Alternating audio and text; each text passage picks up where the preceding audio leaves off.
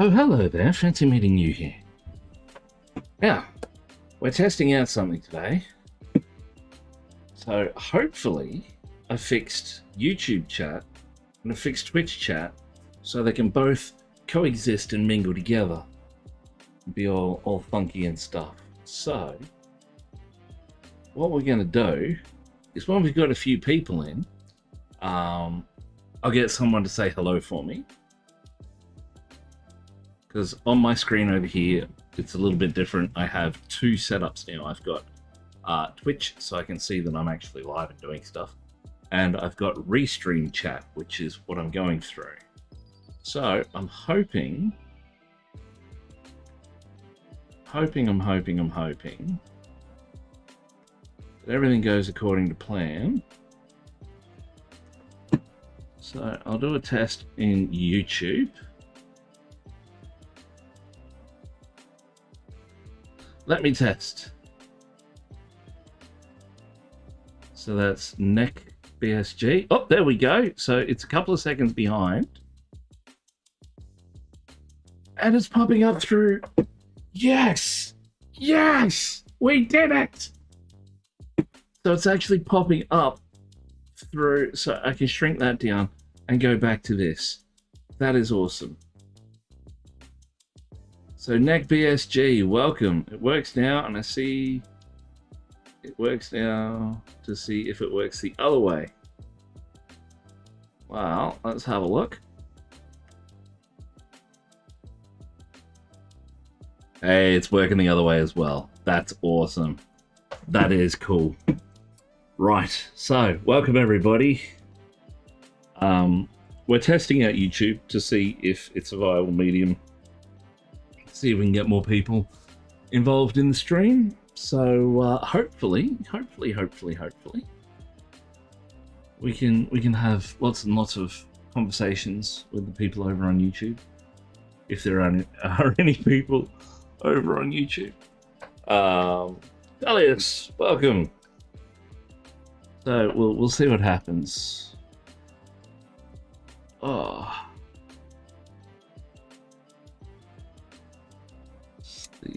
Oldie, where's the newie? There's the newie. So yes, what's been happening in my world? Oh yeah, I'm barely awake, so it's gonna be interesting. We'll see how we go. Now, where did we get to? We were doing the face of our knight here yesterday. We weren't doing the golds as yet. We did the skin on the hands, that's right. We needed to work that up. Okay. So, we're going to get stuck straight in. 5 viewers, welcome all. Or 5 viewers on Twitch. How many over on YouTube? 2 watching on YouTube, very nice. So, there is a bit of a delay. So forgive me if I don't answer your questions a bit quicker than normal, because now that we're going through Restream, which is a separate service, we're back to having crap bitrate. So I thought it was all going a bit too well, so I decided to make the bitrate crap again. No, I'm kidding. It's just a side effect.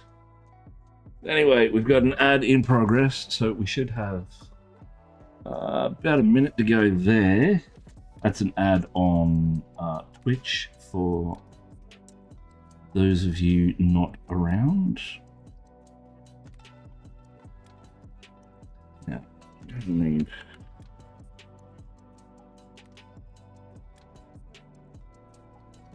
So, we are building up our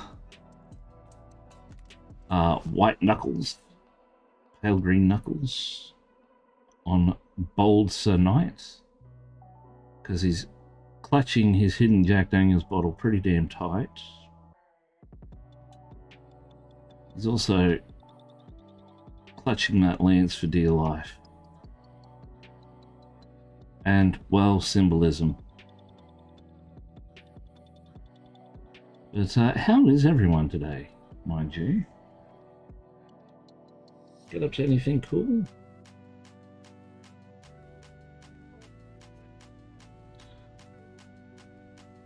I'm currently working my way through the Lord of the Rings movies with my son. We've just finished Fellowship of the Ring today. And previous to that, we'd gone through and done the Hobbit movies. So he's getting educated in the Tales of Middle-earth. YouTube.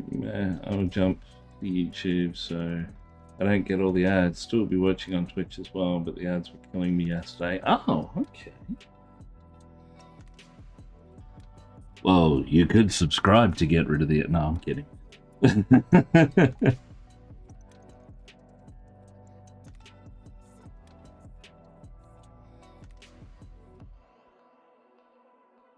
And it looks like we have our car back as well.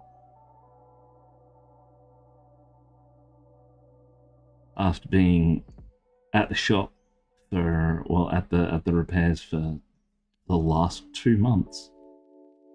Yes, I'm not kidding. 2 whole damn months.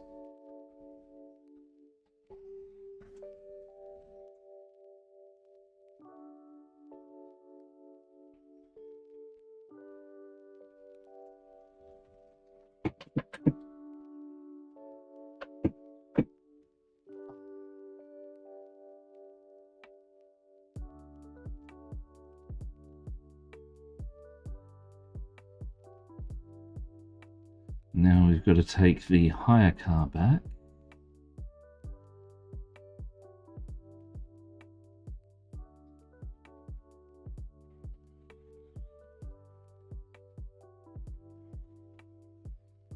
Which will be happening tomorrow morning.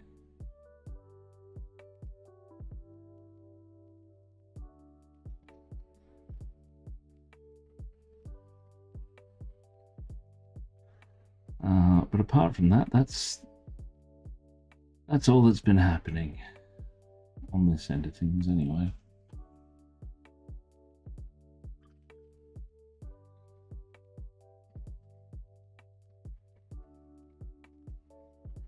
You'll have to tell me how the experience is over on YouTube. Nick?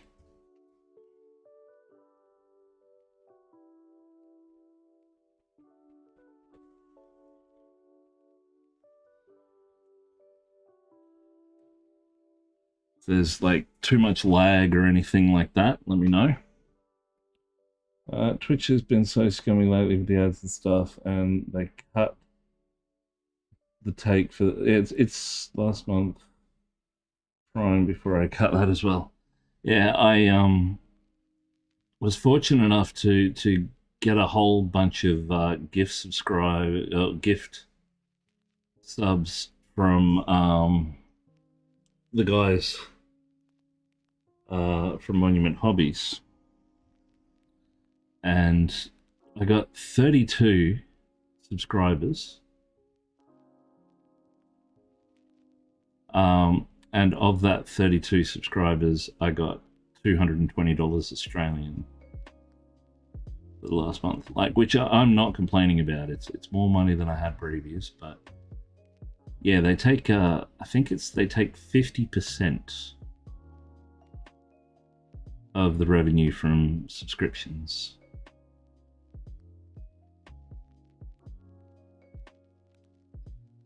Which is a bit much when you consider it. Hence the reason we're trying out not a lot. From Prime subs, I think it works out to a normal subscription is $14.99 American, so $15. And a Prime subscription works out to be about half that. Turn the quality up on YouTube because I didn't want to do it auto. Oh, interesting. I'm still on the wait list for streaming in higher than 1080p. So there's a wait list for 4K streaming.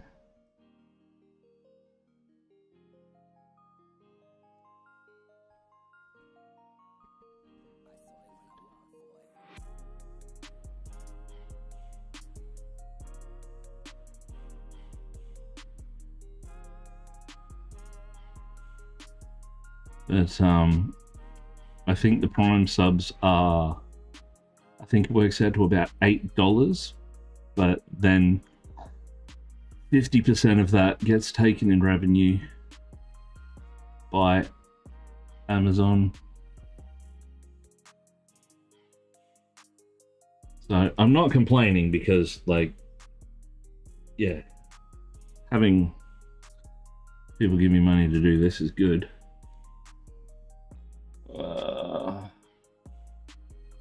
About a 20-second lag from messages popping up on Twitch when I write them here.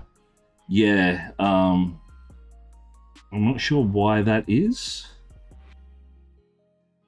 It might be because we are experiencing wet weather here and there is some storm activity, so it may be the internet that's causing the problem. I am keeping an eye on the weather to see what happens.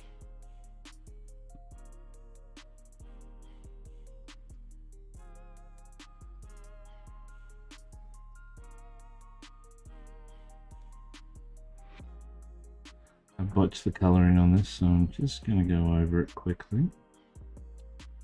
See if I can build it up again.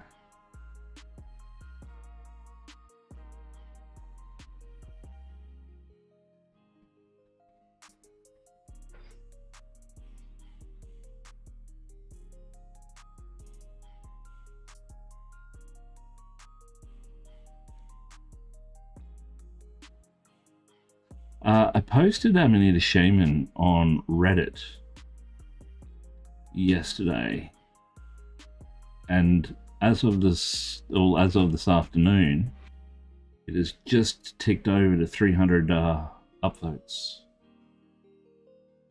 which is my highest performing post on Reddit to date.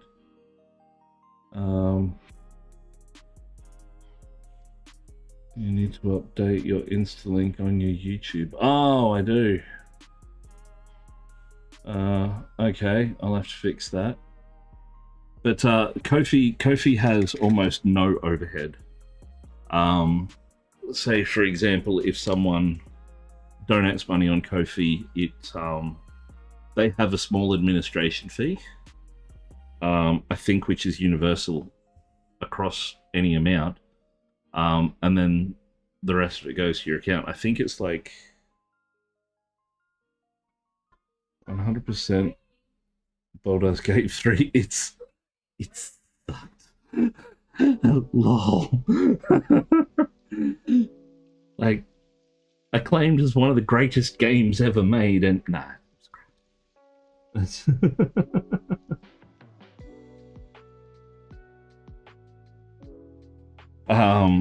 I will fix the YouTube one. I'll write that down so I don't forget. Fix Insta link on YouTube. What was that? Joke's on you. I still have the OG version of BG 3 on disc.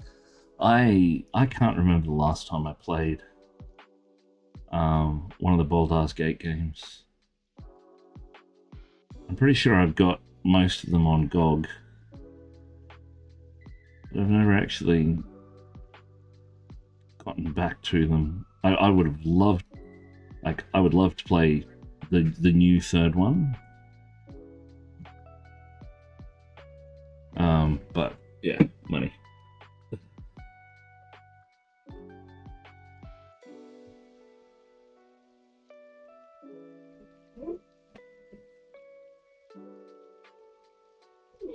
Back when 3 discs were required. I remember just yelling. Lol. My my big ones were the old Ultima games. Played quite a bit of them.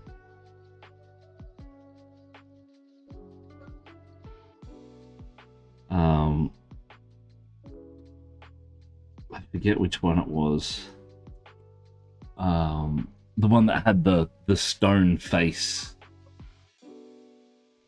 in 3D on the background with the orange glowing eyes. That was my downfall, that game.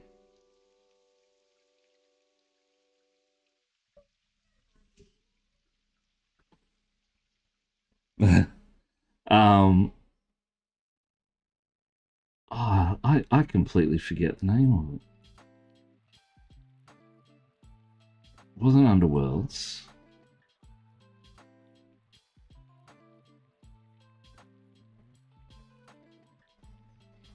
Nah, it escapes me.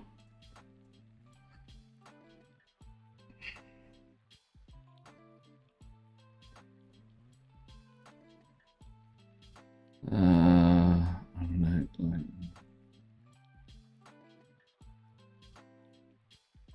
Oh God, don't get me started. Civilization 3 would have to have been my biggest time sink.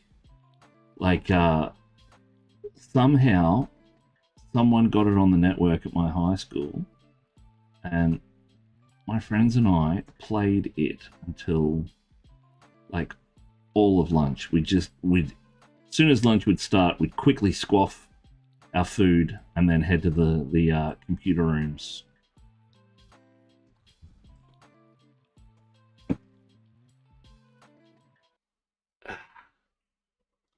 And we would play Civilization 3, Dan Gandhi, Genocidal Maniac,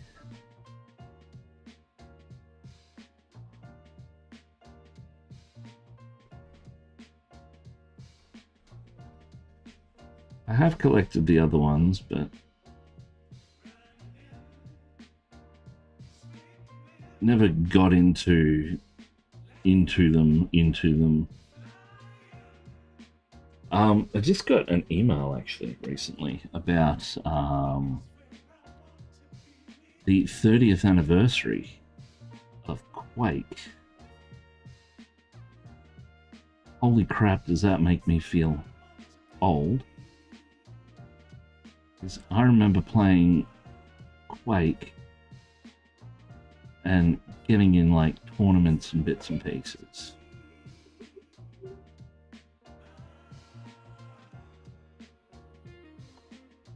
And it's celebrating because it was this brand new game. It's celebrating 30 years. Jesus.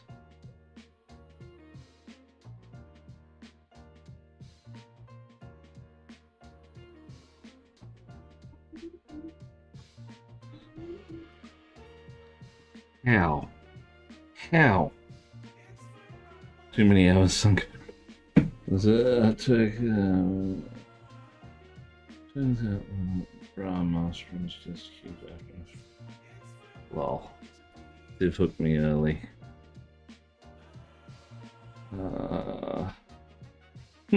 Interesting about Endless Space.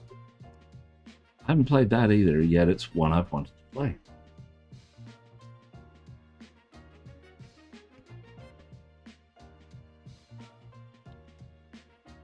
I have too many games that I want to play and not enough time to play them.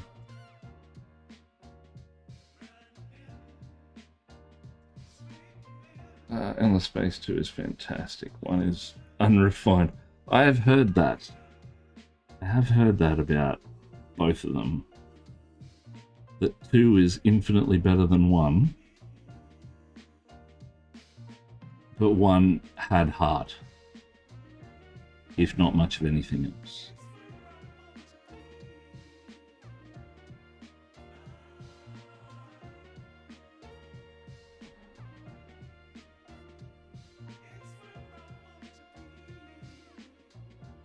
Alright. Time for the king. I think I may have to start colors again because these ones are too washed out.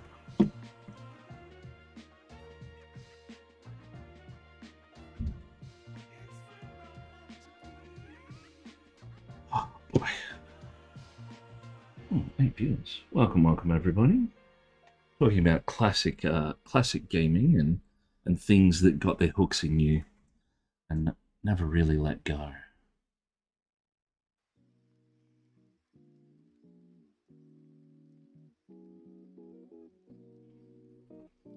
That being said,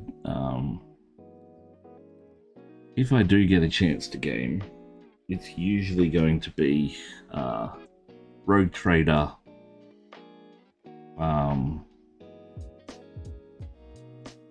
Cyberpunk 2077,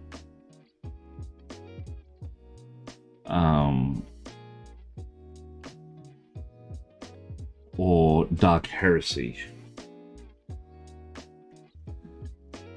Having said that, there is a new expansion out for Rogue Trader that I would love to get my hands on.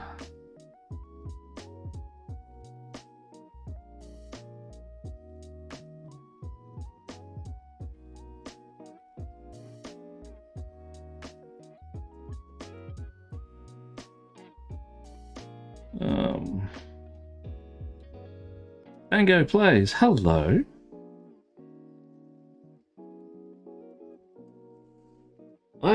I didn't play Cyberpunk 2077 for the multiplayer.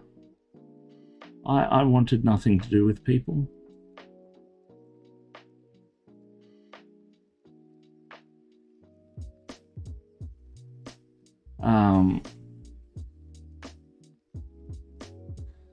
But 2077 was a mess at launch. It was an absolute mess. But it turned into something very, very special.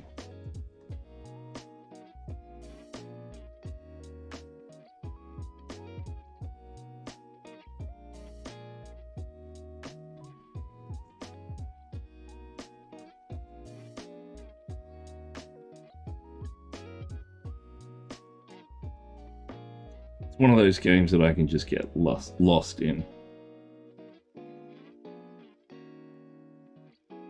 My Steam, that's a very good question. I've got to check.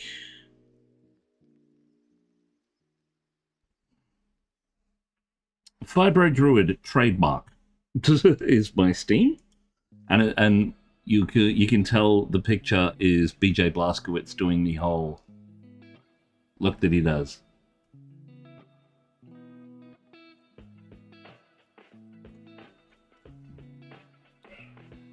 But yeah, hell, I don't even remember the last time I played a game. Probably been a couple of weeks, and even then, I'm up to a difficult mission in the Dark Heresy Alpha, and more than likely, devs when collecting feedback. What do you want to do? What's your point of view? There's a party now. Do you want to get... Boom, boom. But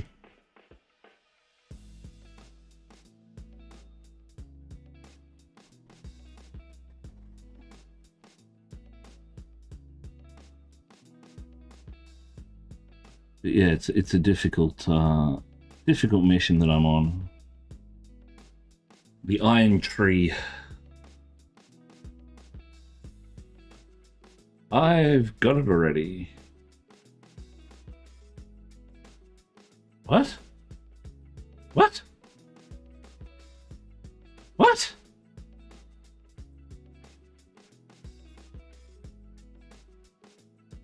If you look up that, you'll find me.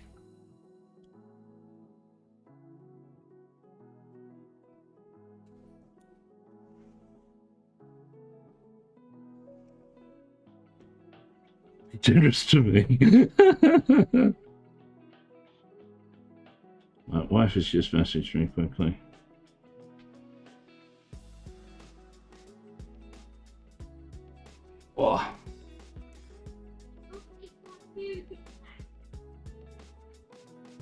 I splurged a little bit on one of my previous commissions and bought the collectors of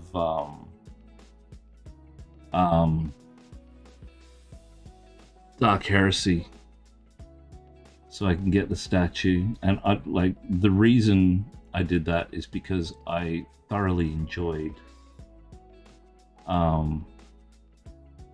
Rogue Trader. Still enjoy Rogue Trader, and I wanted to support the devs a bit more, so I bought in for the Dark Heresy, because the one thing I said when I booted up Rogue Trader was, this is an amazing game, possibly one of the most amazing games I've played. What could make it better is if there was Inquisitors. And lo and behold, they released an Inquisitor-based game. It is an Arcat game. The DLC in question is, I think it's based off the Infinite Museum. It's the latest one. I think it was released today or yesterday or something.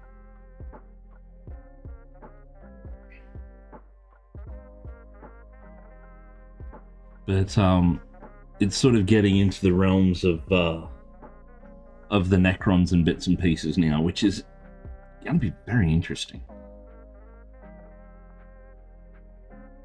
I'm currently...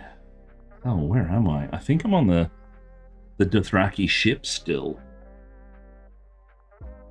Trying to get out of there. Which is a mild pain, because it is such a painstakingly difficult level.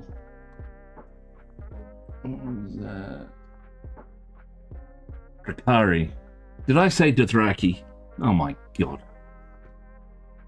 Getting all my fantasy mixed up.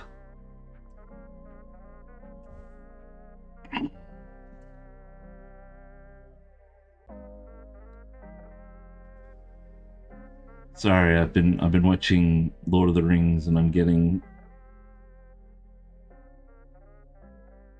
my wires crossed.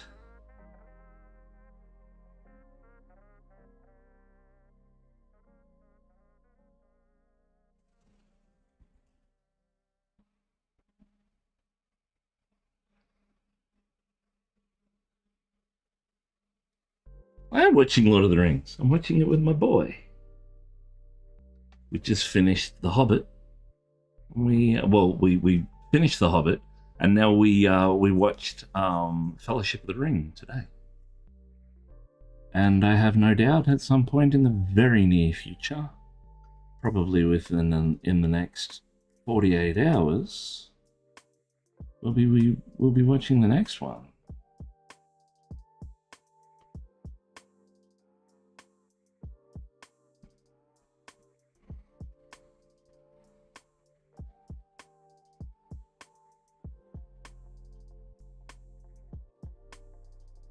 He's already seen all the Star Wars movies. Only so much of an awesome dad I can be. Dothraki Game of Thrones. It is.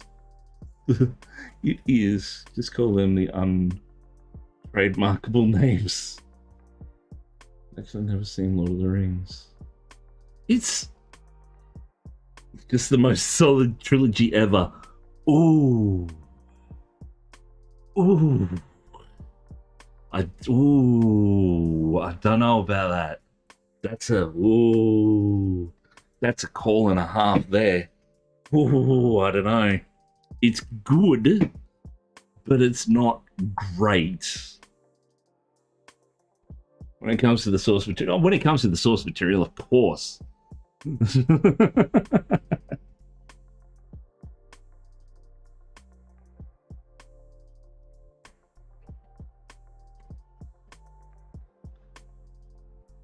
Speaking of Lord of the Rings, it's really hard to sit through that first movie with the shots of them walking, and all you've got playing in your head is Tom Hardy doing his Lord of the Rings song.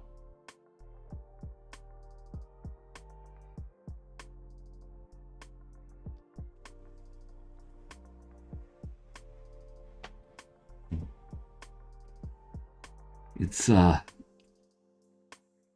extremely difficult to not break out into song in front of a 9-year-old. Could have been worse. Could have been Shrek. I'm on my way. Well, I did work in backpacker bars, so that was a thing before it was a thing. Same with 500 Miles. But I think the one you're really thinking of for Shrek is I'm a Believer by Smash Mouth.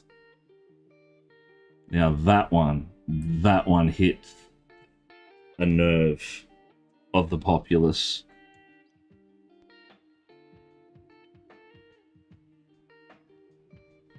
To the point where I actually removed it from my personal playlists for a number of years. Because it was too much. I couldn't do it. No, Shrek was... No, it wasn't. It was I'm a Believer.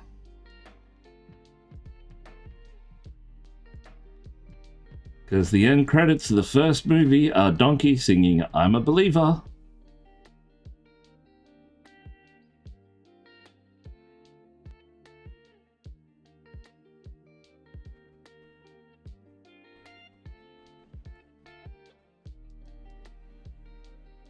Well, it was both, but the one that caught traction was I'm a Believer. Then I realised when Shrek came out when I was 4, lol. I'm a preschool teacher, let it go. And now with K-pop Demon Hunter songs, starting to become very annoying. I'm used to it. The K-pop Demon Hunter songs, like, I don't know who sold their soul to who and for how much, but my God, they went absolutely rank, didn't they? They're still going rank. Like, my son watches that movie every couple of, like, days. No, I wasn't a teenager during Gangnam Style. I was a DJ in a backpacker bar. I will see your teenager and raise you DJ.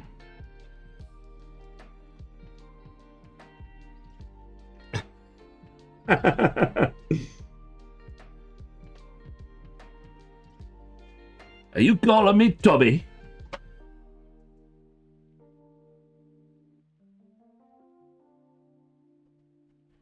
I think he's calling me Toby.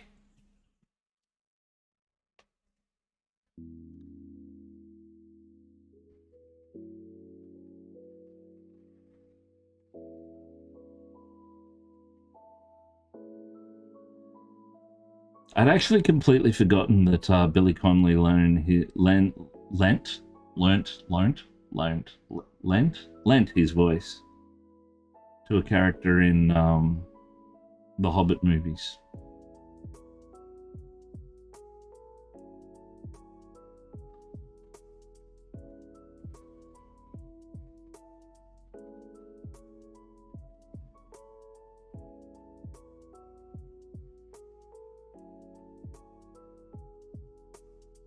So as soon as I heard the voice and the cadence, I'm like, that's Billy Connolly. I was year 8. Supervisor, I was a freshman in high school when it came out. Well, what was it? When was Gangnam Style? Let's have a look.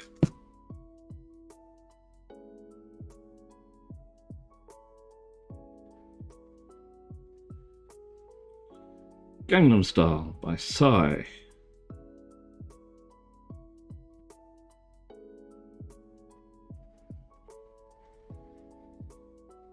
"2012. I was 22.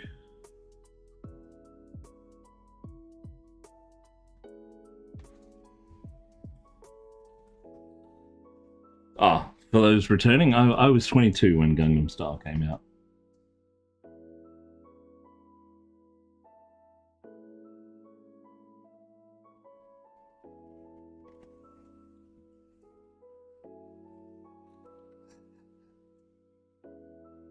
Literally. And I repeated year 12 because I didn't like the scores that I got. They didn't do me much good anyway. But that was 1998.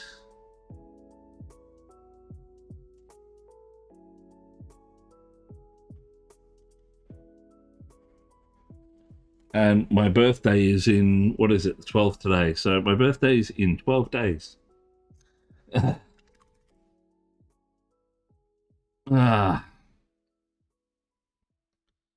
Much to my horror.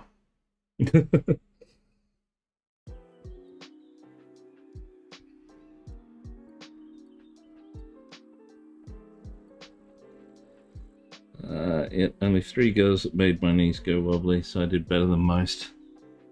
I was completely oblivious to everyone and everything during high school.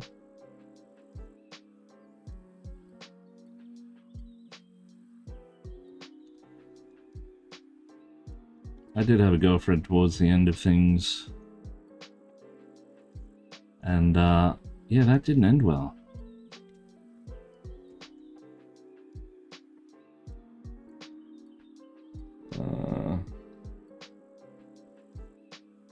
Could be worse. Your face could have been mine, my guy.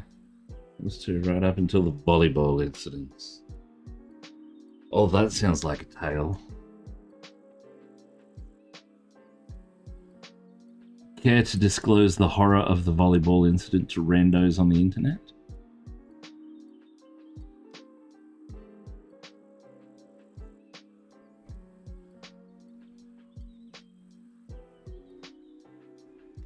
As a certain leader of the Senate said, do it.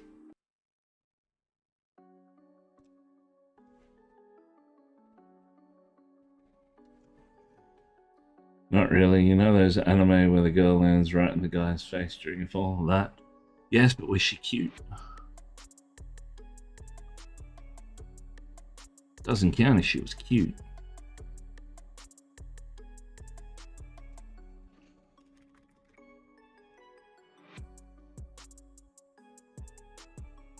Unless she wasn't cute.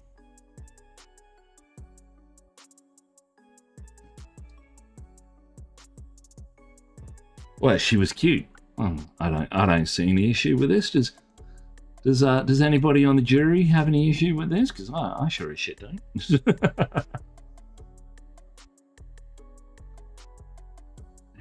I need some buff.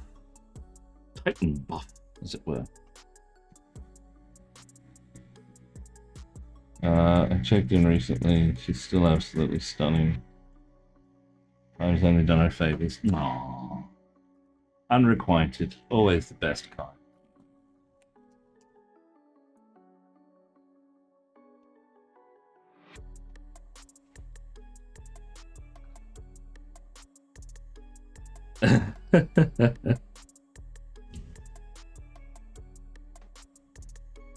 I know how you feel, bud. I've had plenty of those tales.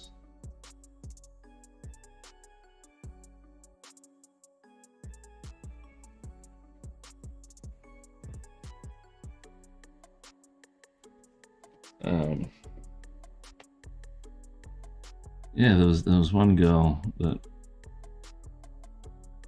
supposedly had the biggest crush imaginable on me. I had no idea. I was completely oblivious. And she was kind of hot too.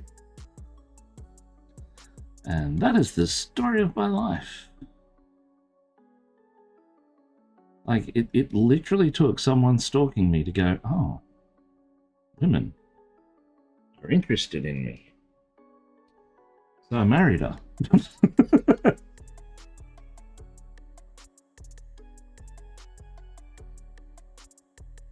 Like, I've known my wife since high school. We went to high school together. We didn't hook up until a couple of years later.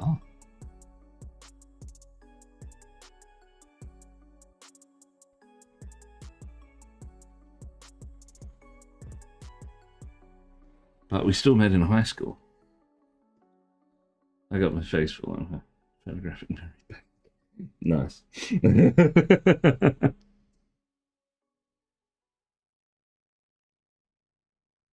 I remember as if it was yesterday. Or should I say, yesterday.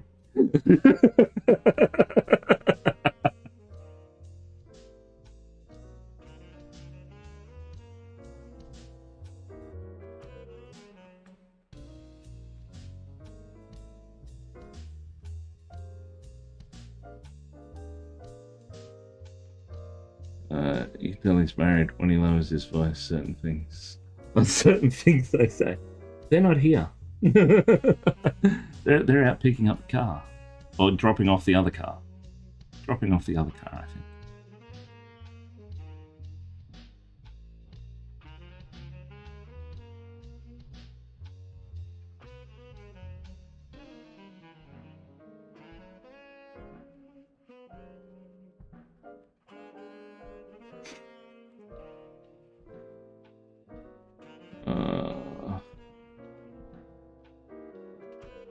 How many we got out there? 10. I'm too old to be happy now, unfortunately. Only single mothers are nutcases. Yeah, but even then.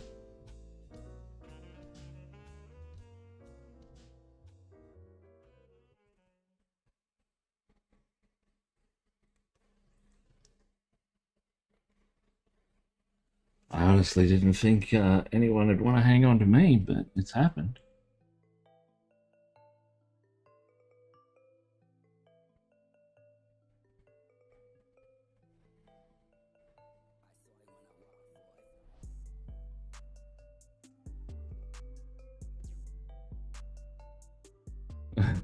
Don't worry, there's still time. Boom, boom. Don't make me sick her onto you. You've met her.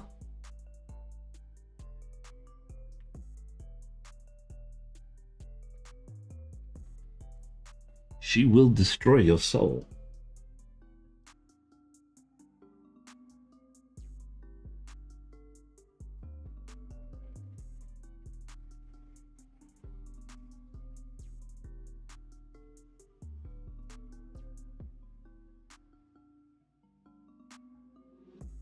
Oh, boy.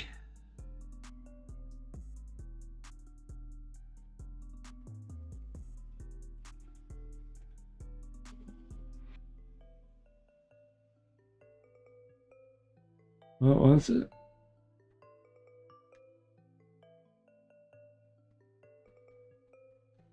Restream bot. Hello. Is an airbrush as much of a game changer as I think it is? I'm really debating picking one up.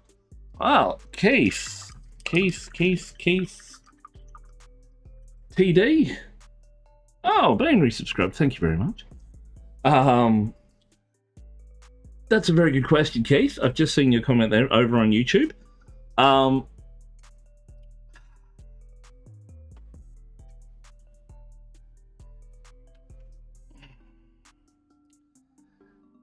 Depending on what you want to do, if you want to, airbrushes are good, yes. Don't go spending a crap load of money on one, because I find the more expensive ones need more expensive parts and fail about 40% faster than the other ones do. Having said that, my first airbrush was an Iwata. It's still going strong. It's barely holding together. But this,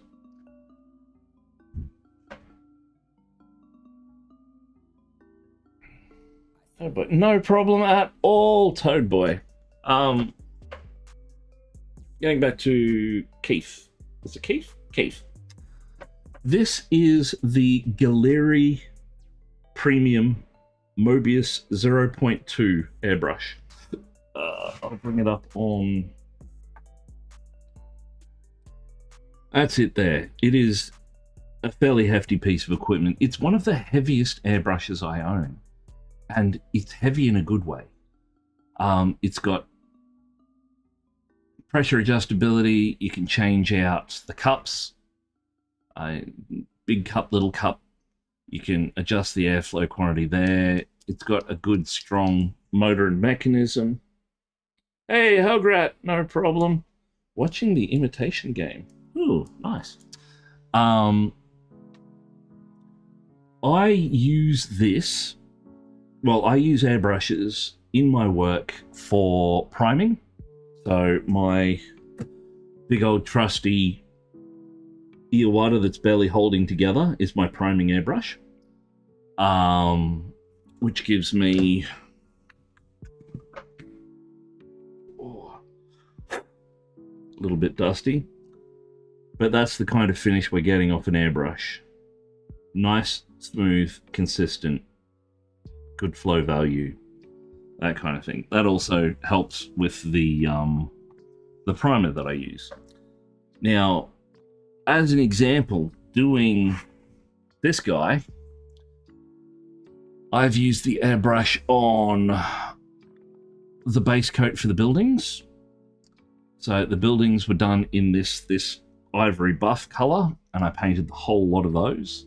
And then I built up the shading and everything with the airbrush. It just makes quicker work and can give you smoother transitions across things. I also use it for doing a lot of forced OSL. So I'll bring it over this way so you can see. See how this side is darker than this side, and the perceived light between the two is a little bit different. That's because I mixed a little bit of the Titan buff and the bismuth yellow into a very diluted mix and lightly airbrushed it in to force the perspective of light. You can notice it more on the crown there. See how we've got the yellowy textures over here and the more purple ones on the other side.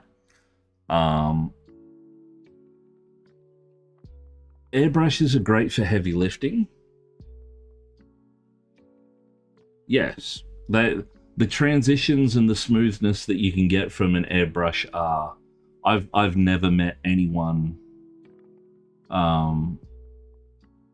able to replicate that kind of transition work. Oh, scratch that. There's one person that I know of that can come close, and that is some of the stuff that Flamey Miniatures pulls off.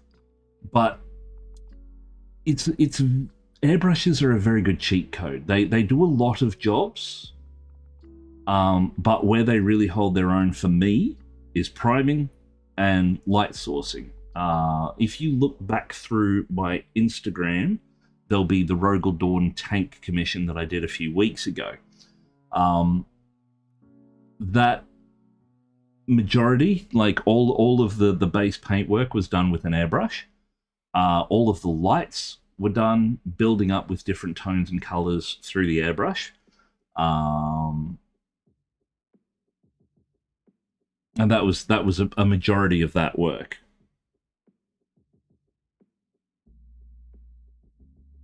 What paints are you using? This is a it's one of those things that sort of, unless you sort of have a really good understanding of the paint that you're using, that can be a problem. I found that I've had that issue with every single paint that I've tried, apart from this one. These paints are a little bit special, but we'll get to those shortly. But yeah, like depending on the paints that you use, it may be just a thinning issue. It may be a humidity issue. There's lots of factors that can cause problems. Now, having said that, you can still have problems with airbrushing. You can get issues with the airbrush if you go through and have too much water in your airbrush, and can cause the paint to bubble as soon as it hits the surface, and it destroys paint jobs because it's dried too quickly. You literally have to strip the model and start again. So there is the opposite end of issues with airbrushing. But once you get a fair idea of what your environment is doing to your airbrush, it's easier to figure out and fix the issue. So I live in Brisbane, Queensland, Australia, and currently it is, let me have a look, it is 5:45 in the evening. We are currently sitting at 27.3 degrees with 52% humidity. It is pissing down outside, and will be most of the night. So humidity is high, so we need to watch what that's going to do with our paints. The primary things that you need to be careful of when it's a little bit too humid is your paints will dry a bit tackier than normal. They'll go from the transition stage between wet, tacky to dry, but they'll spend a long time in that tacky phase. So you've got to be really careful and keep your brush damp enough to be able to compensate for that. Just trying to think of other benefits. Just seen the Rogel Dong tank. That looks really good. Thanks for taking the time to answer my question thoroughly. Much love from Wales. Hey, Wales! Welcome, welcome, welcome. So you probably aren't going to have that much of a problem temperature-wise. You will have a little bit of humidity over there. But that's what I'm here for. That's why I started this channel. So if you have any questions about anything at all, miniature painting related, setup related, streaming related, hit me up. I'm always available. If not, I'm asleep. But yeah, welcome from Wales. I think you may be the first Welsh person that we've had on the channel. So welcome. And you're over on YouTube, so yeah, drop a follow. All of my, like, this is the inaugural stream of YouTube since I've sort of repicked things up and everything's working again properly now. But whenever I do demo videos or tutorial videos, I post them up on YouTube, as you've probably seen there. But yes, I'm here to help as many people as I possibly can in the world of miniature painting. Now, I'm just wondering how I'm going to pull up this orange. My airbrush paint dries so fast, it's a pain. Close to desert here. Never get a wet blend because it's drying after 3 seconds on the Mini. Aha! I don't know if you can see them in the background here. You probably can. Yes, you can see my 3 pots. This one here has my cleaning agent in it, which is a mix of a cleaning agent called Simple Green and Windex.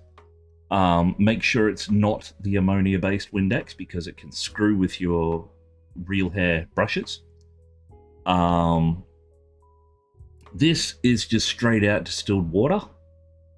This is the secret sauce. This is probably what Angel Giraldez uses.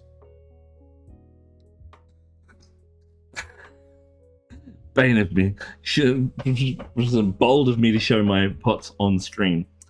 I will show my pots, and I am proud of them. This one is a distilled water, glycerin, and propylene glycol mix. So it's distilled water. Well, it's essentially broken down. It's acrylic retarder, acrylic thinning agent, and distilled water. Now, when I make this up, it's usually in 2-liter bottles, and it's almost completely to the top, bar 100 mils. 80 mils of that is going to be isopropyl alcohol, and the other 20 mils is 10 mil each of propylene glycol and glycerin. Glycerin acts as a surface tension breaker for acrylic paints and water, H2O. propylene glycol is a retarding agent, stops it from drying. Both of these are very clear and almost glue-like in appearance. And you don't need a lot of them. You don't need a lot of them at all when you're doing that water mix. That water mix usually gets me through and gets me fine working with my wet palette. Restream bot. Zaku, hello. Welcome, Zaku. Another person on YouTube. We've actually got a few people on YouTube this evening, which is good. I'm thankful. First night streaming to YouTube, and it's working out well. But we're just talking about wetting agents and bits and pieces to help paint last longer in humid conditions. Or not humid conditions where things dry out too fast. Oh, Fleet Admiral, follow you. Thank you very much for the follow. It's all happening here this evening. So yes, you can use other things apart from propylene glycol. Propylene glycol is safe to use, and it's easy to get.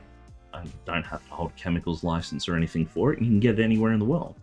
I got mine from a company called Australian Wholesale Oils. The companies that sort of places go to for massage oils and skin balms and beard oils and bits and pieces. I bought I think it was a 1.5 litre bottle of glycerin and a 1.25 litre of propylene glycol. And I think I've used about that much of the bottle of the propylene glycol. I do have it written somewhere. It's just not accessible right now, but I will send it through to you, Tullius. I plan on having and refining a recipe book, which will be on my website, freely available for all to use, and what I use in those things. All that I posted on Discord. Oh, it's a Twitch stream. That makes sense. Oh, I haven't, but if you can, oh no, you can't. It's not light enough. Just here in the very distant past and background is a Gundam model, a GF13017NJ Shining Gundam. My sister got it for me when she went to Japan recently. She said, "Do you want me to get you anything?" And I said, "Get me anything Japanese that I normally wouldn't buy or have access to." So she bought me home a Gundam. I can go to Kmart and get a Gundam if I really want it, but that's okay. It's my first Gundam. I haven't got there yet because I've got commissions and competition pieces, namely this guy, and other bits and pieces to do, but he is on the cards for me to do. So not yet, but watch this space. Yes, Zaku, this is primarily up until this evening was primarily a Twitch stream. RG Shining, nice. Is that a good one? I have absolutely no idea. It's a really good kit. Oh, very cool. Well, who knows? We might get some coverage on it. So yeah, that would be cool. But welcome aboard, Zaku, and welcome everyone else currently on YouTube. Let's have a quick look and see who's there.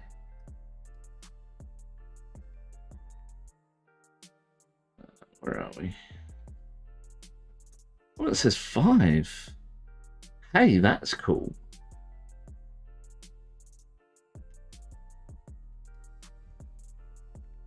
That's awesome. I'm glad that's working. But yes, I am Justin. This is Critical Paint Studios.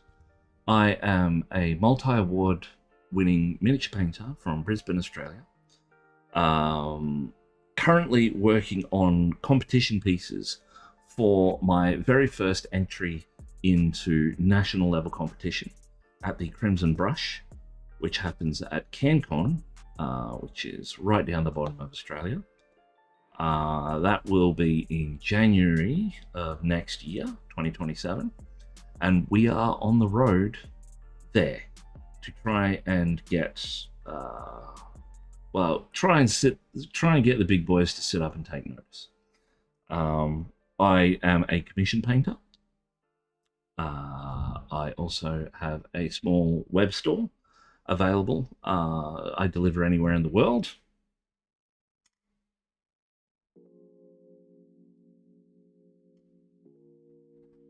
Well, you can leave them plastic because they are a multicolored kit and they are designed that way.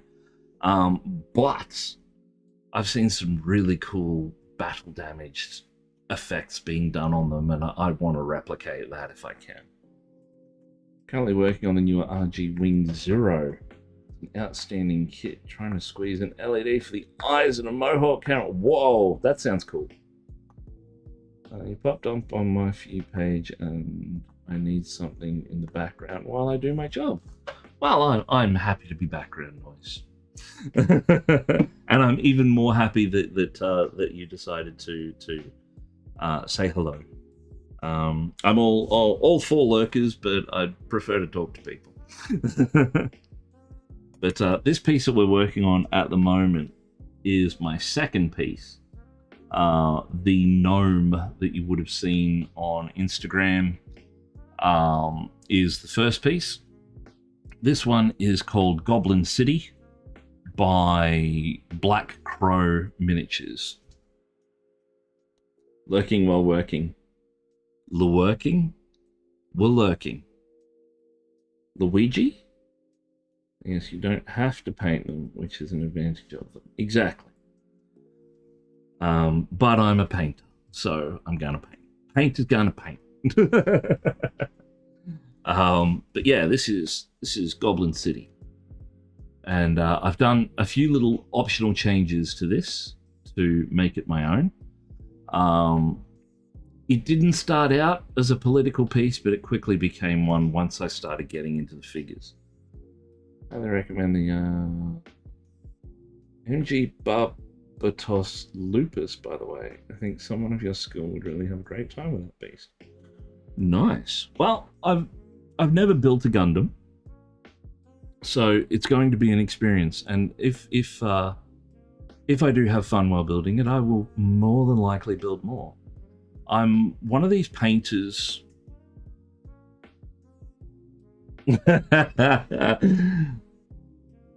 I'm one of these painters that isn't really like stuck to a medium as such. I'll paint Warhammer, I'll paint Infinity, I'll paint busts, I'll paint fine art, stuff like this. I've got like a few other smaller bits and pieces, academic busts, things like that. I've got a giant, and I mean giant, figure kit that I got from Japan that cost me $500. But I saw it and I needed to have it. I can't get it down because it's in a precarious spot, but it's a girl riding a hoverbike, sort of skiff thing, and it's called Windy Desert Traveler. If you look up Windy Desert Traveler by LEP Studios, you'll see it. The thing stands about this high, and it's got an LED, like you press the fuel cap and the light out the front shines. I've base coated, I've done the ground, and I've started blocking in the base coloring for the actual bike itself. That's all I've done. And that was like 2, maybe 3 years ago. I've been absolutely terrified to get it down and start work on it. But it is one of those pieces that when it's done, it's going to look absolutely epic. I seem to pick pieces like that. I seem to pick ones that are visually captivating. And the stuff on my store, for instance, www.criticalpaintstudios.com.au/shop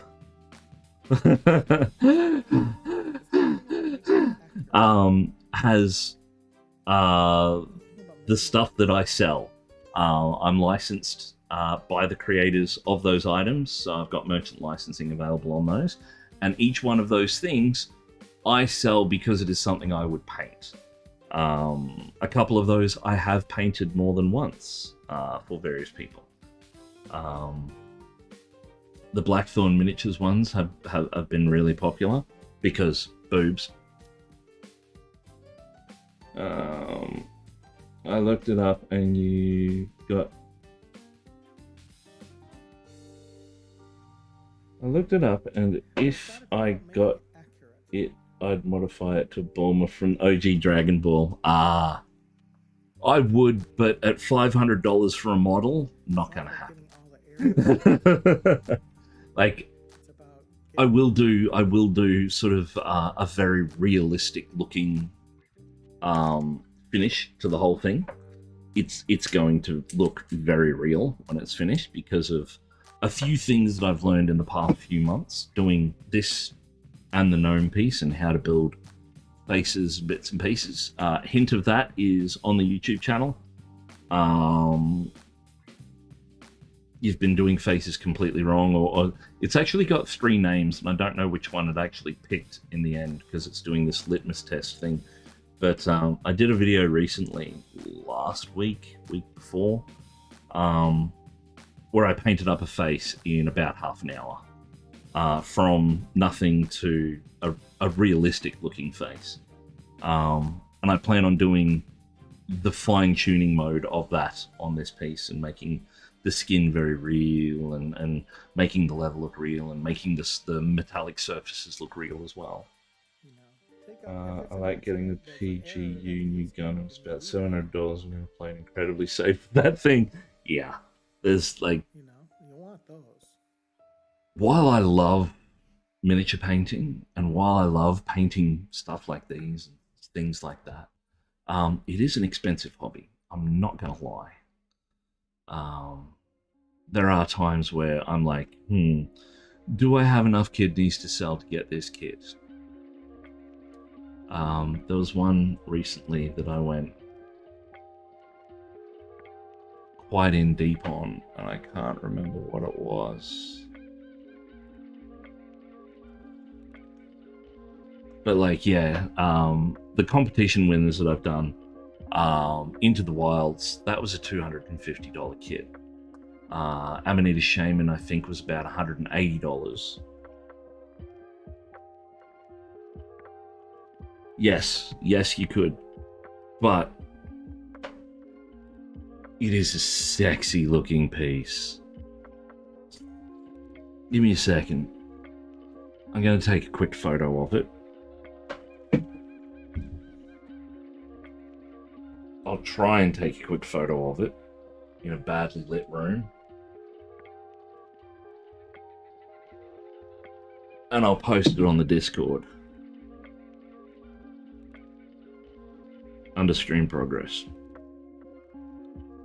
So, if you want to check out the one I mean, head on over there. Here she is. Next possible competition piece.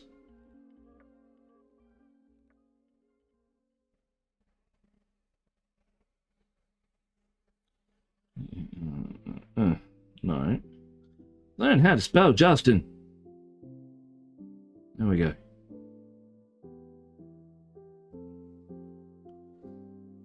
So you can see the limited amount of work I've done. Good night, got to run for dinner with the fam. Good night, Talius. Let me know if you're available over the weekend or if you're dropping by and you can pick up one of those ergo eggs. Cost of paint orders keeps hurting me. I just ordered 5 or so jars of lacquer and a few bottles of thinner. A few enamels and shipping breaks. Yeah. Yeah.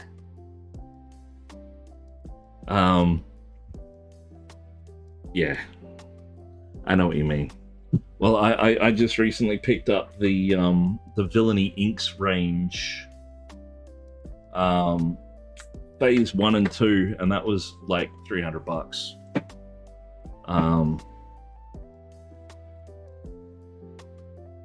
the sealers that I use, I have two types of sealer, well, three types actually.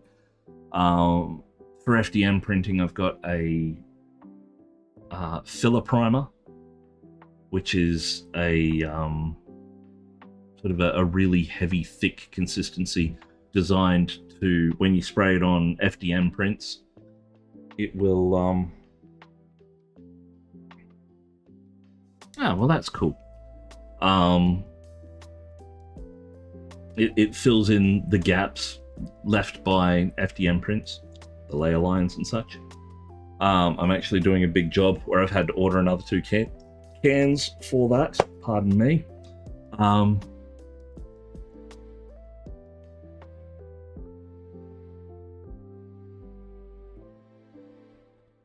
The box. Wait. Oh, yes. Yes. Powerful. Okay, yes.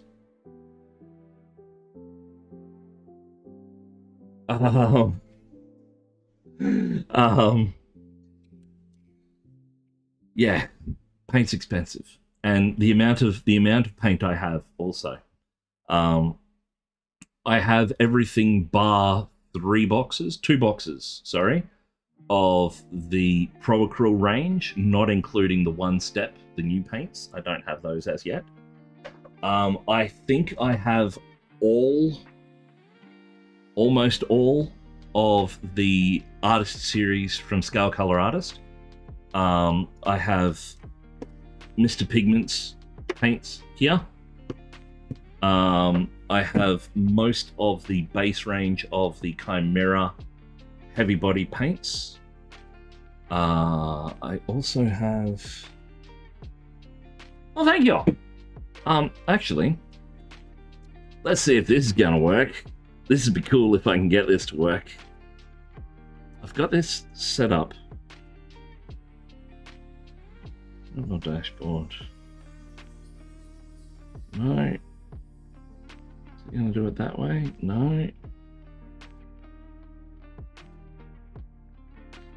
No.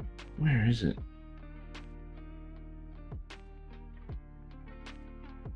I've got this thing where I can switch over to my webcam, but my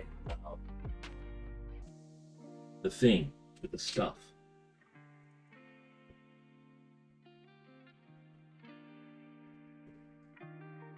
So there's that.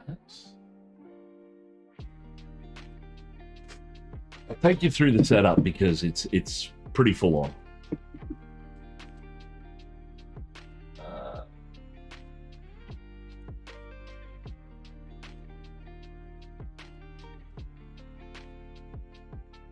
Is that it?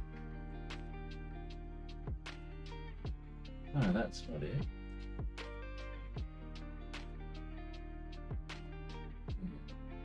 Nested scene. Sony overhead, face, desk, mobile, NA.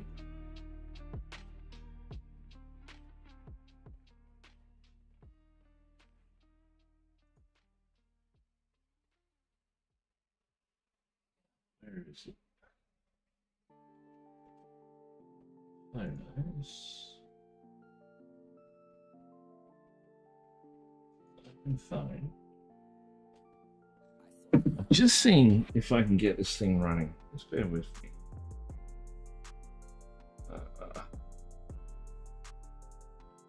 Phone link. Right.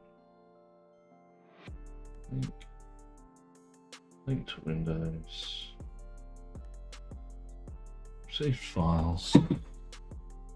Oh man, 3D. There's awesome files. 3D. Another second without them.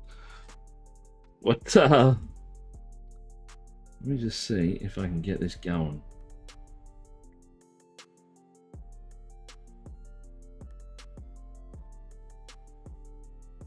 Where was it? Projector desktop, I'm sure of it. Hang on.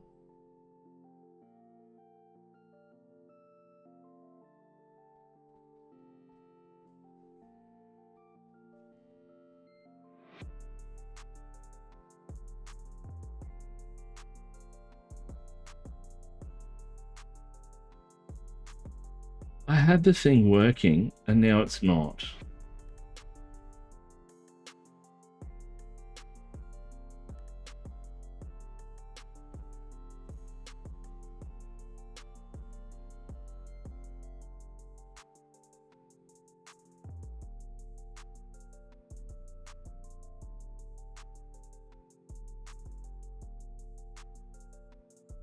I have to figure out how to do it again.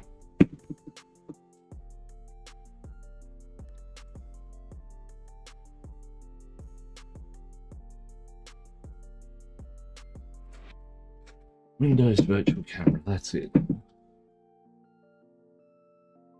Yes, yes.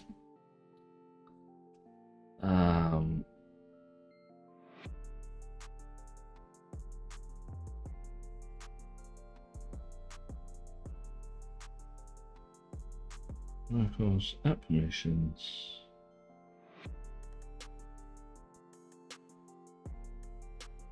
It's not letting me do it.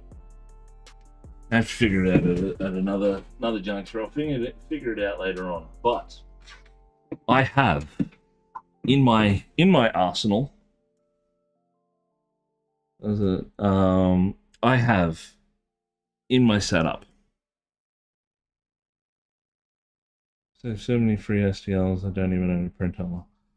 I have 3 printers. I have 2 resin printers and 1 FDM printer, and I have terabytes, literal terabytes of files.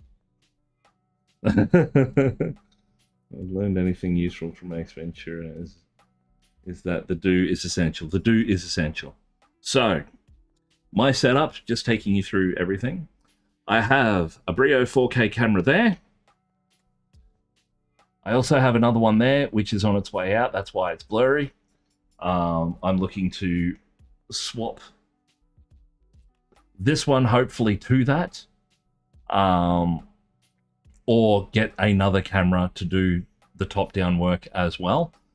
I have a magnification camera, which currently isn't turned on. It's 350 times. If we go over this way, I can swing it into shot. That's it there, with a little rubber ducky on it. I am the cast on Discord if you want to add me. Always getting games now. Well, you can jump on and add yourself if you like. Let me grab, copy. Now I'll drop it into the YouTube chat for you. But that is my Discord right there. When it wants to work.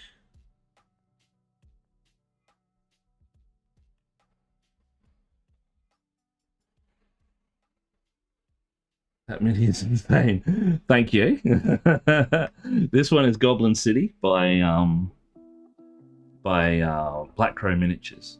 So this sucker, when it's on and up and running, it's not actually on or running at the moment. I have another thing on my little Stream Deck over here, which links to that. So I'll try and get it up and running next stream, actually. It's just, I've got to remember to turn it on before I turn OBS on. Otherwise, they don't like each other. Dumb question. Is there such a thing as a water palette for enamels? Like a sponge soak lighter fluid, would that work? Ooh. That's a very tricky question.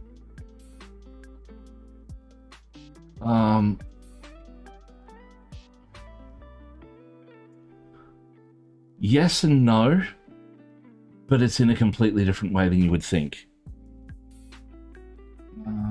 Join my post so you can see the kit. Alright, so this is going to be a very odd explanation, so we'll get this out of the way.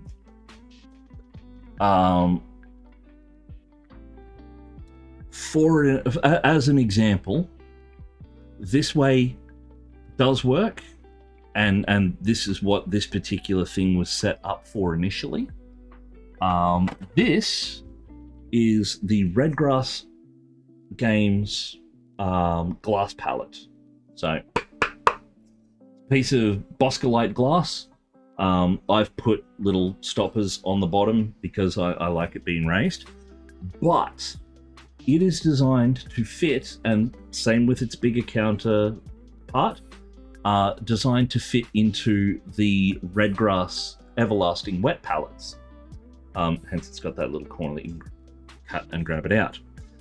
So, if you get one of the wet palettes, the Redgrass Everlasting wet palette, you can put this piece of glass. Oh, actually, you can do it in the Kandrufi as well.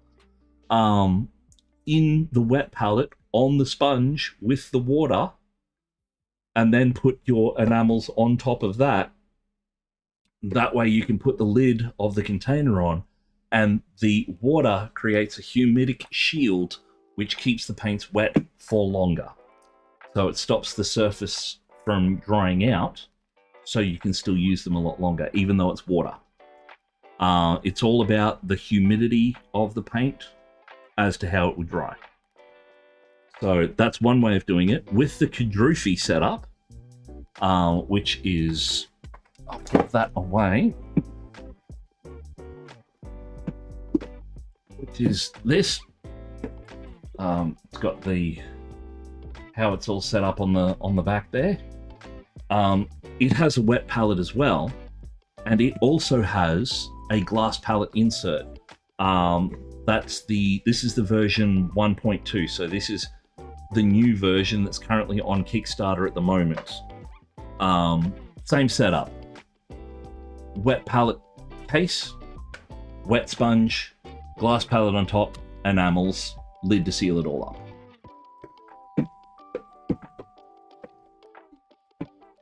So yeah, that's one way that you can keep those paints longer. Wet palettes necessarily wouldn't work as they are functionally in that scenario with enamel paints, but when you build it out like that, so you've got your sponge, your wet sponge, your glass palette, and your paints on top, and you can seal them up, it'll last longer. Putting any sort of solvitic agent, such as white spirits, thinners, things like that, are only going to eat the plastic and cause chemical contamination, which can cause problems, which can then bleed out into the paint, which can then separate the paint, which can then cause even more problems when using the paint. So yeah, water. And distilled water. So even though it's water, the high humidity in the palette will keep the enamel from drying. Yes, but there is a proviso. It's not going to last for months. It will last a bit longer than normal, but and this is the same with acrylics on a wet palette as well. Generally, you'll only get at an absolute maximum about 18 hours out of them. And that's acrylics. I don't know how much it would be for oils and enamels. Never tested it, never had the opportunity to, but the theory is solid. I use lacquer for my base colors and enamel to weather the panel line and details, etc. Okay, well, on Gundams and such, that is a viable option. That is good. If you are a person like me, I predominantly use acrylic-based paints, and like 90% of my paints are acrylic, apart from a couple of oil washes that I've made up over the years, and those villainy inks. They're all enamel-based, but until recently, there has been no real way to get the same effect from weathering and bits and pieces that you would get from an enamel, as an example. So grime and mildew and rust and bits and pieces are great with enamels because you can sort of do what's known as what's the word? It's not diminutive. kind of a reverse paintwork, where take away. No, I forget words. Part of the condition. So sorry. It's where you paint something on, then take it off. In this instance, if you're weathering, you would paint on your sort of streaky grime enamel. Subtractive. That's exactly it. Thank you. There was never a way to do a subtractive paint job with acrylics because of the way acrylics are. Along came Monument Hobbies, and they built this stuff called Noosh, short for new shit.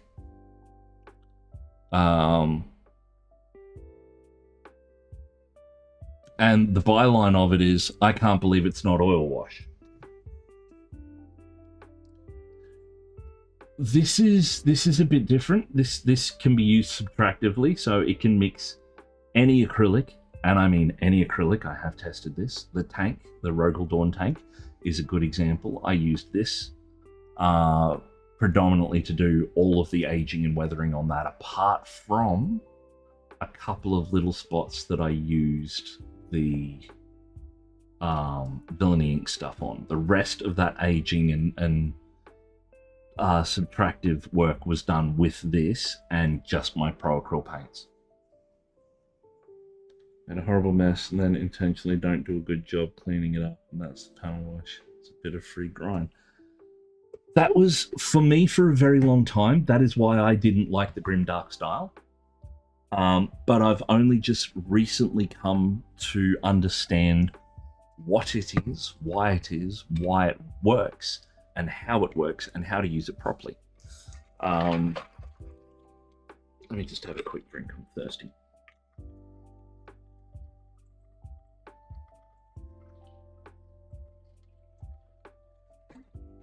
Sorry about that. Grimdark, for me, and from what I've seen and from what people have used it for, has always been, let's badly paint a model and cover it up with grime so nobody can see our bad paint job. Working on that Rogel Dawn tank, one of the provisos from the client was they wanted it to look worn and used, but only newly to the battlefield. So they didn't want that much chipping and degradation and aging and all that other stuff. So what I ended up doing was, this thing's new, it's on its way to the battlefield, it's just rolled onto the muddy terrain, and it's sallying forth, if you will. And I made the grime reflect that. So there is a little bit of wear and tear, there is a little bit of wearing down, there is a little bit of dirt build up under the tracks, and a little bit of sort of mud flinged up on the side panels, and there's a little bit of degradation, aging, a little bit of oil marking, a little bit of water marking, stuff like that. And the general wear and tear on the stickers and decals and bits and pieces.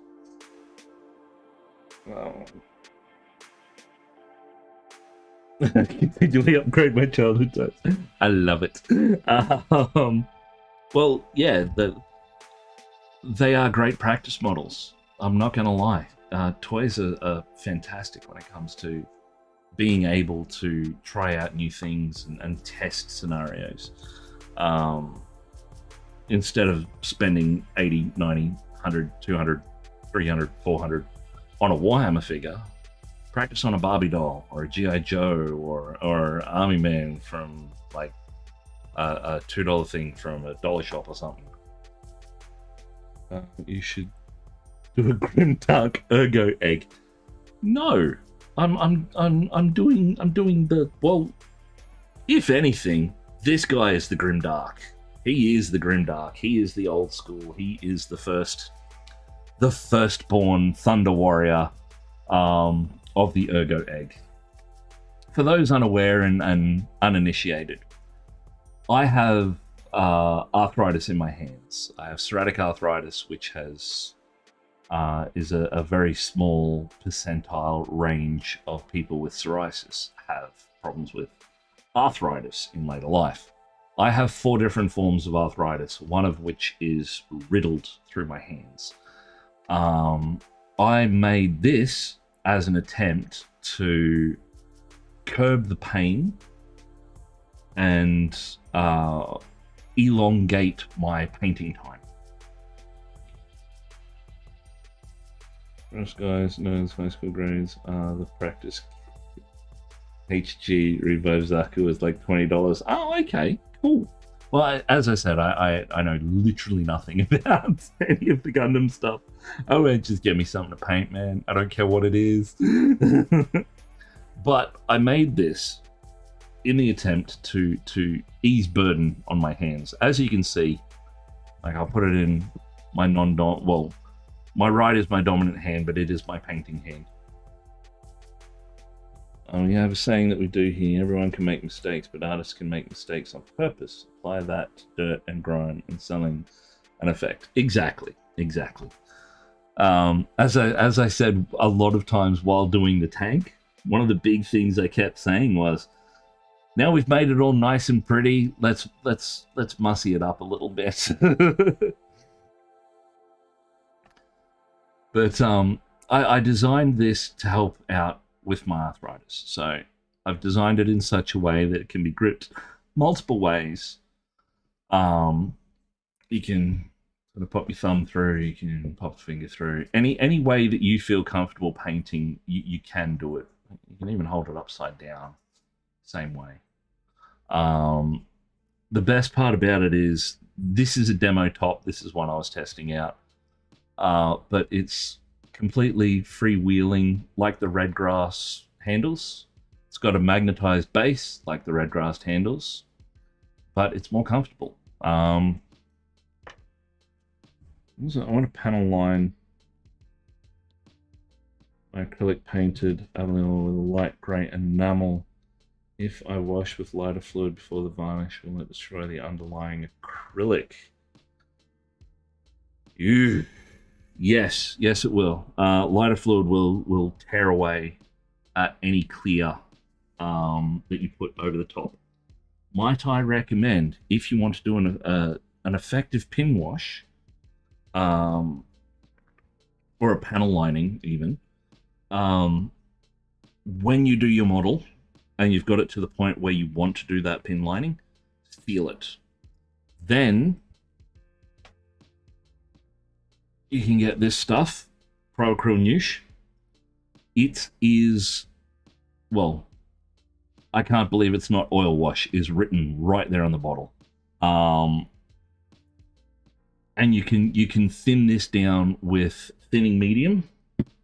So an acrylic thinner, airbrush thinner, anything like that.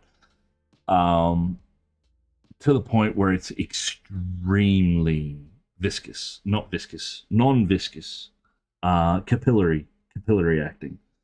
And then you would mix in your paints with it, and then any excess and stuff you can wipe away with a Q-tip and some water, and it won't affect your underlying layers.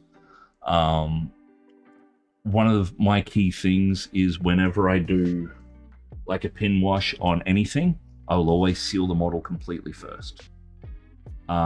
Reason for that is if something goes wrong and you need to sort of get drastic, you can do so with water and it won't go through that protective layer. My sealer of choice when I'm doing stuff is Tamiya TS80. It is a matte sealer. Don't use a matte sealer because it will bleed quite heavily. One of the interesting effects of the matte sealer is the capillary action goes everywhere.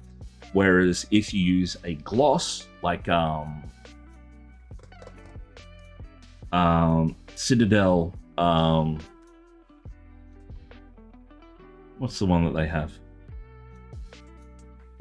I forget what it's called, but their clear sealer is a good one. If not a little bit thick, still needs thinning, but it gives you enough of a protective layer that you can do your pin washing and pin lining on. I hope that helps. I'm just trying to think. I don't think I've got anything that can be pin lined at the moment. So I can't do a setup. A lot of people will do pin lining and stuff with oils. Like El Miniaturista is notorious for it. He does all of his pin lining with oil-based washes. The problem with oil-based washes is you then have to wait 24 hours for them to dry before you can do anything else on top of it. So if you do it with Noosh, for instance, as an example, you don't have to, you can do it other ways. Noosh can be dry after a hairdryer for a couple of minutes. Not even a couple of minutes, a couple of seconds. I do that intentionally, lol. I do a flat coat, then panel lines, so I get some smeared and stuff. Which you can do, but if you don't want that smearing and that sort of bleeding effect, do it with a gloss clear as opposed to a satin. Well, you could get away with it with a satin. You will get a little bit of bleed, so you will get a little bit of that sort of burnished effect. But if you're doing flat pin lining for the purpose of like differentiating panels and bits and pieces, I recommend clear gloss first, and then sort of go on from there. And then after you've done that and you've got your panel lining the way you want it and everything, you can seal as you would normally, even if that was with a matte sealer, as an example. Have a look at these. I can't bring them up on screen because I don't have that ability as yet. I'm still trying to work on that side of it. Works in progress. Let's have a gander.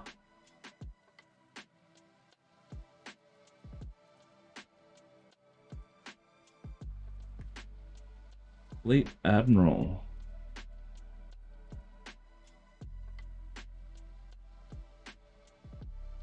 Those are cool. I would love to do me some of the Saturine heresy stuff. Wait. That's real chainmail. That's not model chainmail. That's real chainmail. Who is this lunatic putting chainmail on things? That's insane. That's awesome. I love that. Hey, I think that's the one I've got. I think. I'm pretty sure it is.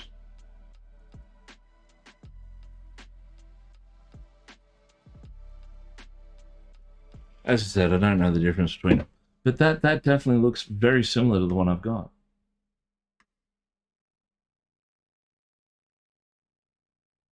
That is cool. That is very cool. I like that. I'm going to have to build that thing. It took a whole year just to do those two guys. Chainmail is much less awesome when you're wearing it, I have no doubt, but like Saturine Terminator covered in chainmail, that's hardcore.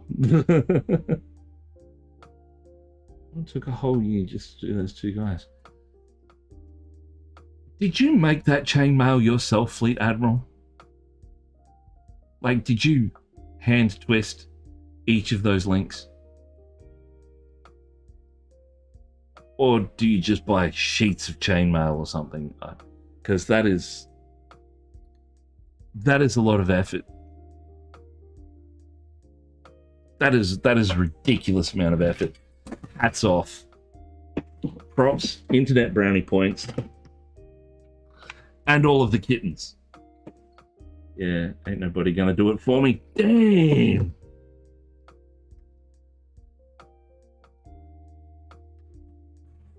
That is insane. That is cool, isn't it? Like, I love the Crusader Knight vibe happening there. That is ridiculous.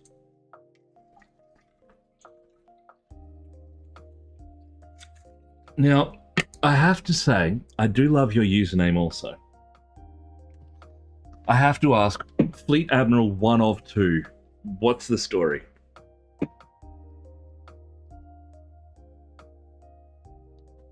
That's... the name is cool. The chainmail is cooler. But you have to tell us the story of how the name came to be. Thinking I'm gonna need to go an orange. I'm gonna need to go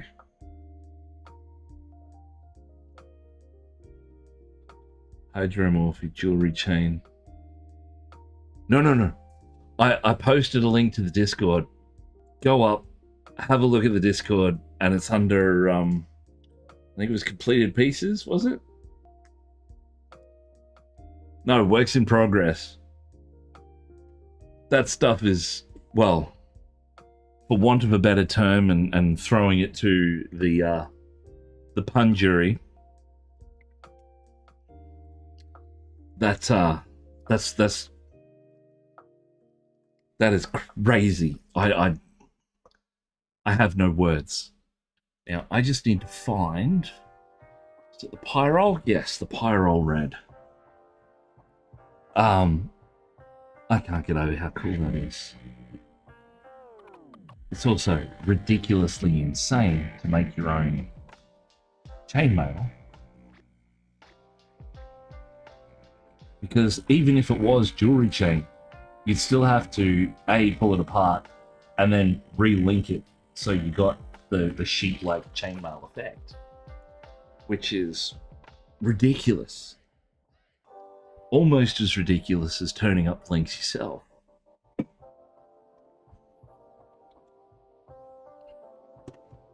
But that is some crazy stuff.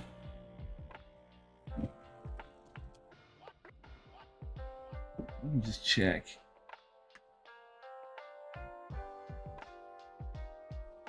Oh, we've dropped away. That's all right. We've got a few people still. We'll continue on. But yeah, one of the reasons I started this channel, well, multiple reasons really. I was told that I should be streaming by the same people that told me I need to get to Crimson Brush. So that's what I'm doing. But I also want to help people. And I want to help people paint and become better painters and all of those glorious things. Because one of the things I hate more than anything is locking skill and talent and access to becoming better behind paywalls.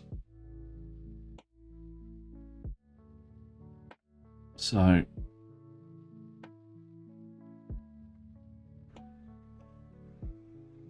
by way of doing this channel, we can do what we've just done. We can discuss and talk about techniques and bits and pieces, and have those discussions live. So if there's anything that anybody wants to know, I can let you know right here. The rank and name of the Star Trek thing, liberated Borg who joined Starfleet, but the one of two part is also because I'm an identical twin. I'm 2 minutes older than he is. That is awesome. Oh, I knew there'd have to be something cool behind it. That is awesome.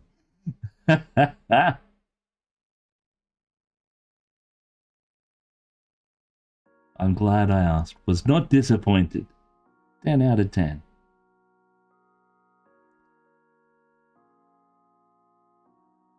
Now, getting back to what I was saying, ADHD? Never.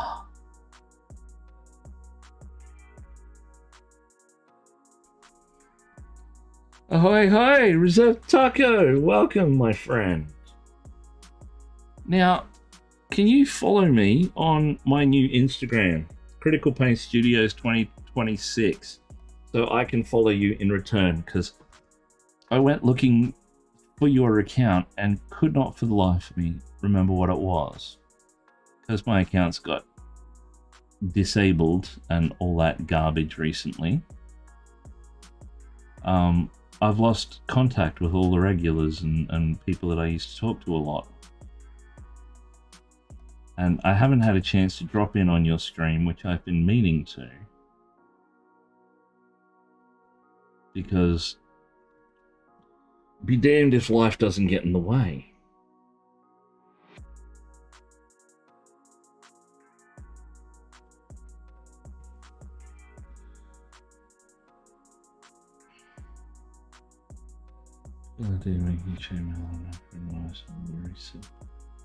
Shape if it gets mangled, that would be a cool idea.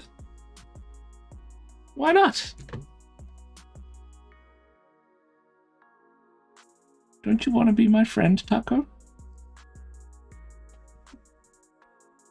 So good. I've been a bit sparse in your streams also because life. Yeah, it happens.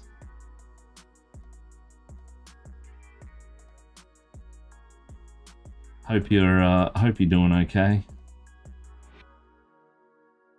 As okay as can be expected.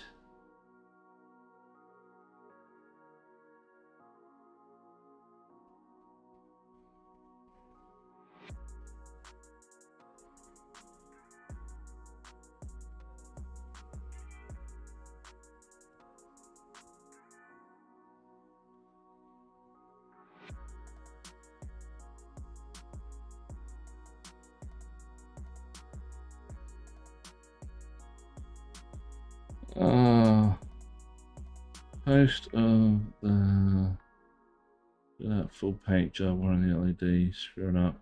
Ah, yes. Let's see this guy. That's cool.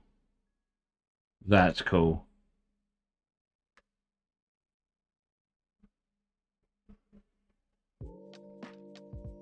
Yeah, well, what is it? We just hit 2 hours, so got another hour to go.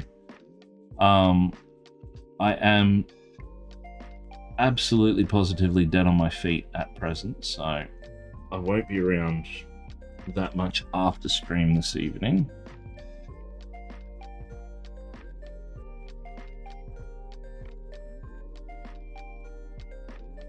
But yeah, thank you for stopping in and saying hi, mate. Much appreciated as always.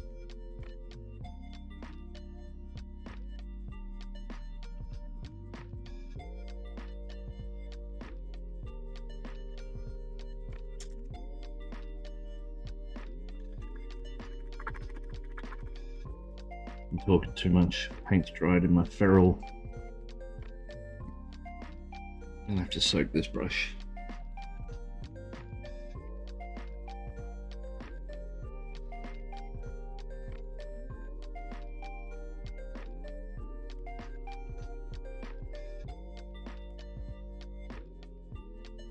So, getting back to what I was saying about this piece. I don't get sidetracked. What are you talking about? This piece initially didn't start out as politically charged as it is. Now, if you're still lost on what I mean when I say that, I was painting this piece and I saw, what time is it there on the east coast of the US, and it's kind of 4:45.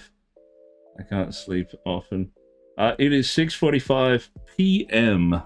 in the evening of Friday.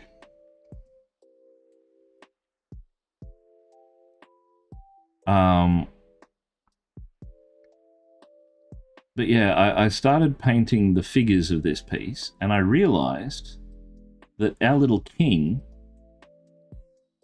was had a very stern look on his face, and he was pointing at this piece of paper like it was some stupidly important thing. And given when I started this and the news feeds and bits and pieces and everything that was happening in the world and still is happening in the world, he looked like a certain leader of a certain country. So I went, oh. I am in the future. So he looked a little bit like a certain leader of a certain country. So I decided to lean into that for the first time ever and create a politically charged piece. And hence Goblin City, or the Fall of Western Civilization, was born.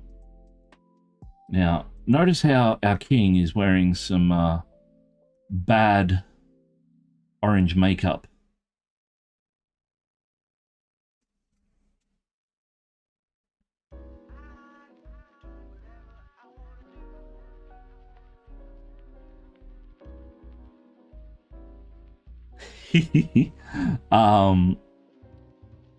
You'll also notice that there is a bandage. Oh, I'll bring it into shot. On his ear, looks like someone may have tried to mess with him.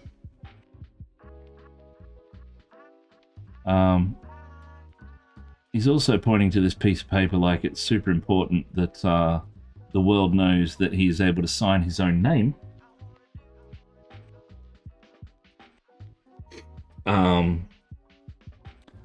But then we have the rest of our friends that are accompanying our self-stylized king, who has a penchant for gold, might I add. So down here we have this little archer fellow with his beard and an obvious, what appears to be blue makeup around his eyes, kind of like an eyeliner. Gotta get a cop of that eye right there. And the frog sitting on his head, looking very confused and a little out of sorts and cross-eyed. Could be considered sort of an important figure, or someone who's perceived to be an important figure who is in way over his head.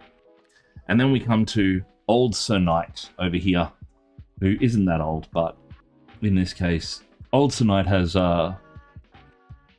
appears to have been drinking. He's looking very ruddy in his complexion there. And his eyes are a bit glazed. And what's this? What's this just here? Is that the cap of the top of a bottle? And if we turn it ever so slightly back this way, there's a bottle of Jack Daniels. This guy who is in charge of wars and battles and things appears to be drunk.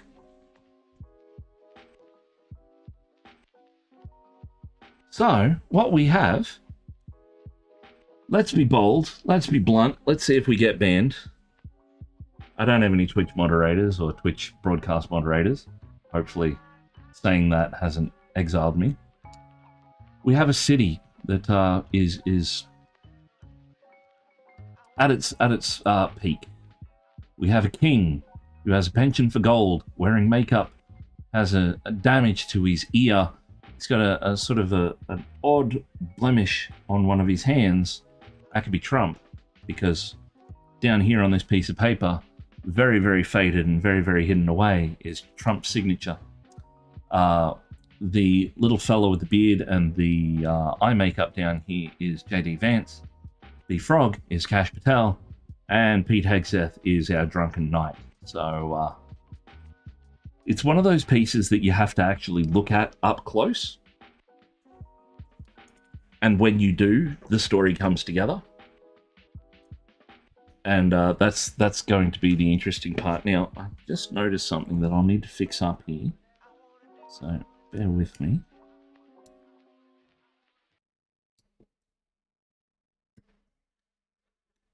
Appear to have some glue that has gone a bit astray in a couple of spots here that will need to be cleaned up.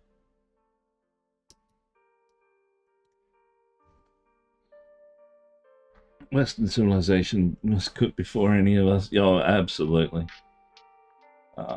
Consequences. Yeah. There's been a lot going on for a long time, and a lot of people have a lot of things to answer for. Gonna have to put some glue down in there. Hopefully, I can hide those bits. Now, where's that? Magenta.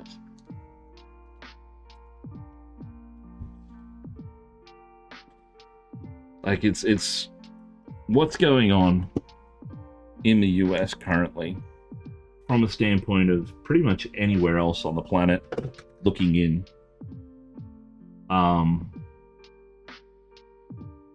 Yeah, like it's you went from being a world power to the laughing stock of the planet in how long's he been in power for? Hopefully I haven't offended anyone, but if I have, then you're probably on the wrong channel.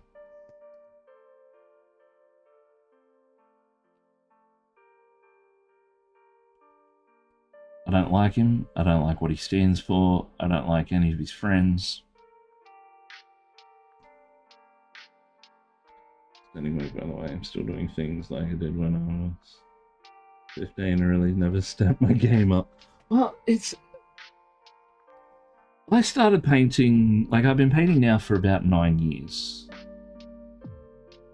And when I say 9 years, I mean that in almost an everyday sense, for multiple hours a day kind of thing. I worked in IT for a very long time.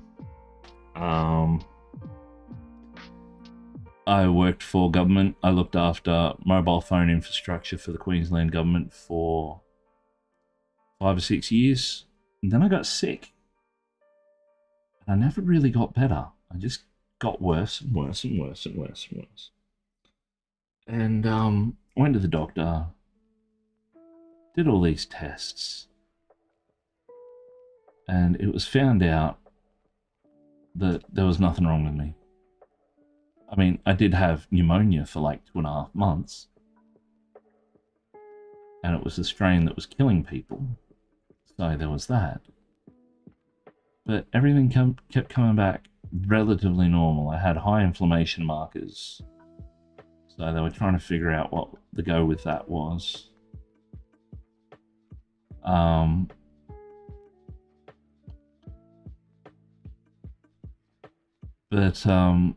Yeah, I never got better, and so much so, I had to retire medically from my job. I was sitting at home going absolutely stir crazy. Like, out of my mind boredom. Because I was doing the work that I was doing a lot of work.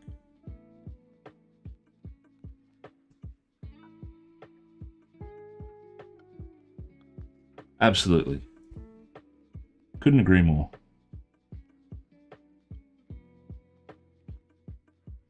I wouldn't be surprised if there's some foreign powers taking an interest as well. Because that's the way it certainly looks to the rest of the world right now.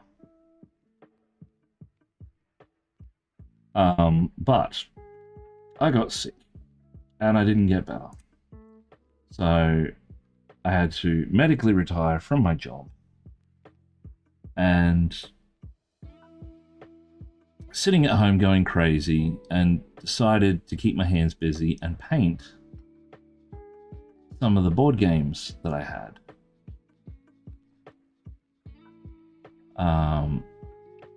Started posting some pictures on my original Instagram. And people said, hey, you're pretty good at this. You could make some money. Now, 9 years ago, if somebody said that to me, I'd be like, well, I did say this. I said, make money from painting plastic, are you insane? And then I went looking and found out, yeah, it's an actual thing. So I started doing commission work, and any courses that came up, I jumped at, because if you're better at what you do, you can charge more. So any chance I get, I will go to a painting class. Because living in Australia, we are the forgotten part of the world.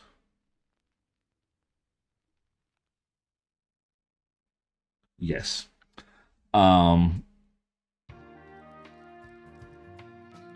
So whenever a miniature painter of any professional standing comes to Australia, I will jump and go to their courses. I've been to four courses.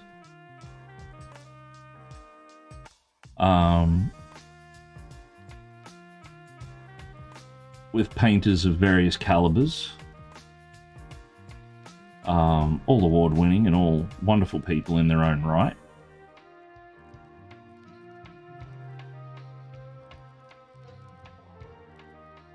And learned a great deal from them that I try to incorporate into what I do, as well as other things that I have done from these painters that just haven't worked for me. But I have manipulated and changed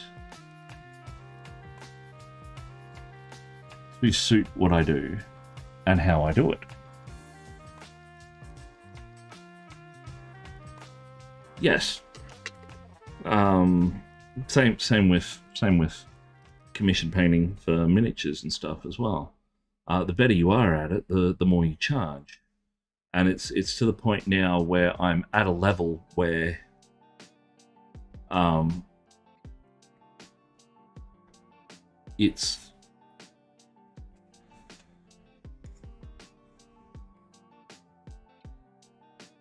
starting to outgrow the area that I'm in. By area, I mean the career prospects as a miniature painter in this region. Hence, one of the reasons that I'm doing the going to CanCon and doing that side of things. So it gets me out of my comfort zone, and I can push past any limitations that I'm currently facing, whether I know them or not.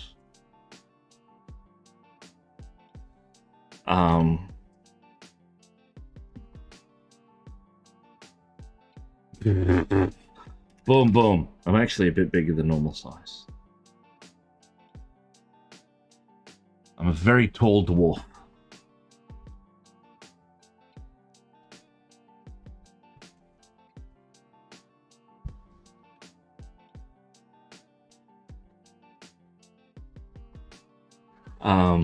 But like I'm now getting to the point where I'm starting to be able to charge what I'm worth, and people are paying it. There are some people that balk,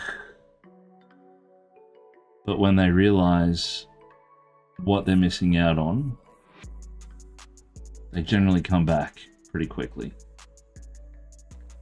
And I've done this from doing two things.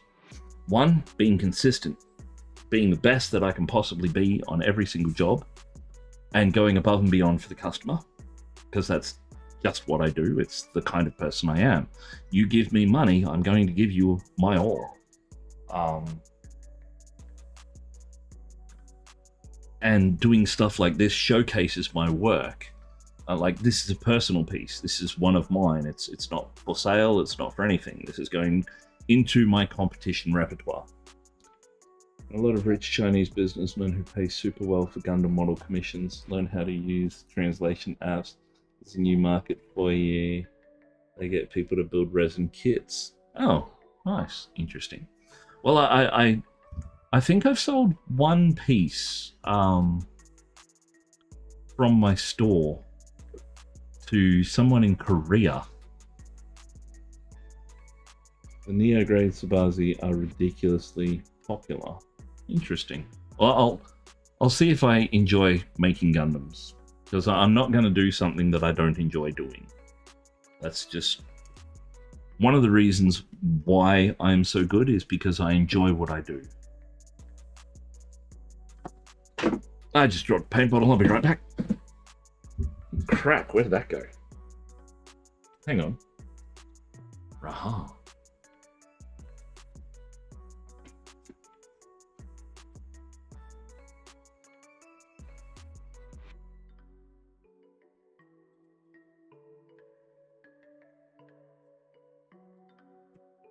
Upon.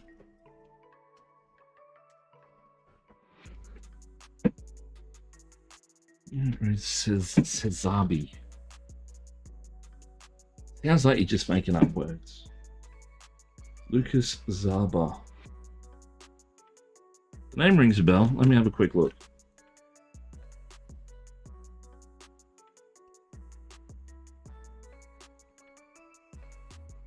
Where are we? Lucas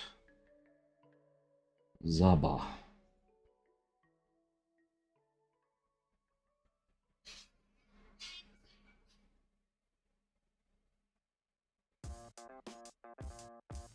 Do you have a link for this Lucas Zaba person?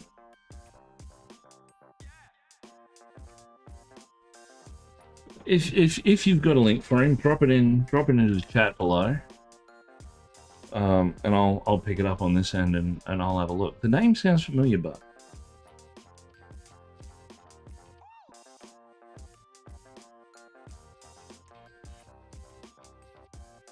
damn, those are small LEDs. That's insane. Crazy business. I would lose that in a heartbeat.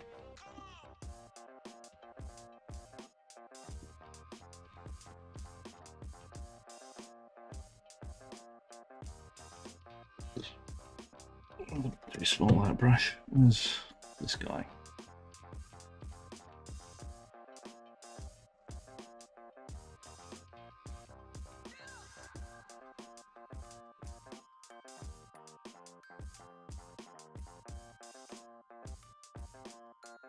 I will follow a number of artists. Well, I do follow a number of artists. For different reasons.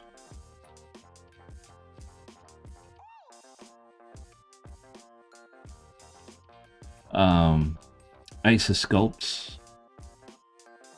Her work is phenomenal. Paulina Shaman as well. You would crush the Sir Waxley model. What is so? I've got to know this now. The Waxley. Ah, yes, I know the guy that you're talking about. He's the guy that does the hot dog and the food warriors. I've seen these and I've wanted to get one.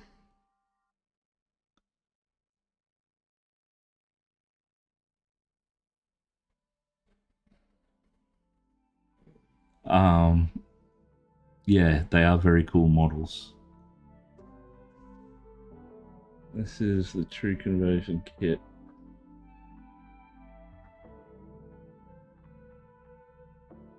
Oh, okay, so yeah.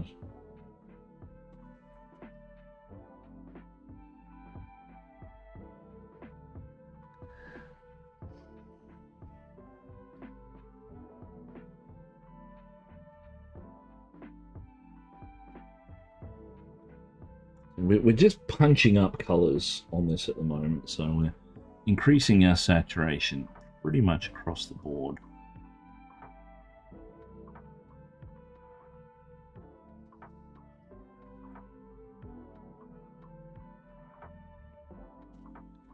Was that? Sent you a link, but I don't know if YouTube lets it through.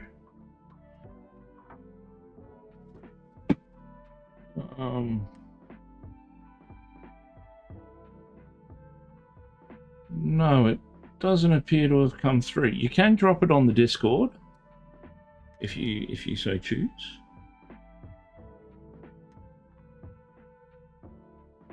Where are we?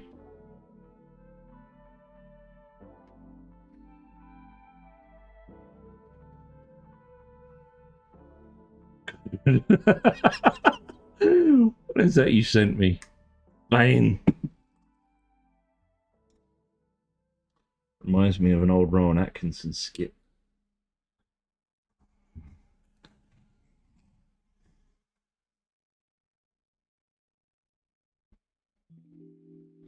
Four chicken tikkers, pint of beer, and a hot dog.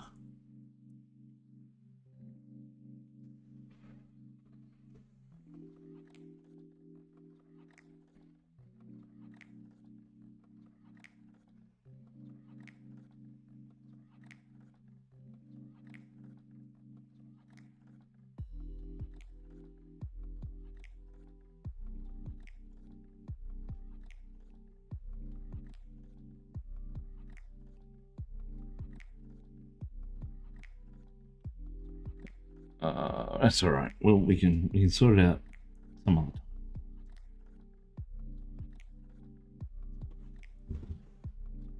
Wait, Admiral, that's fair. What do you get? What?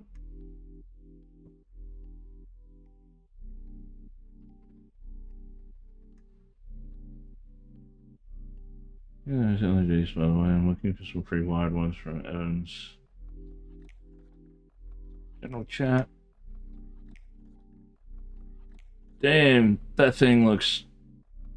Damn.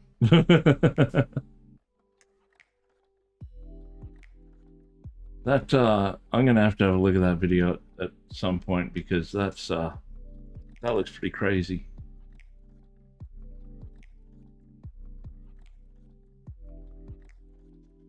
How are we going on time?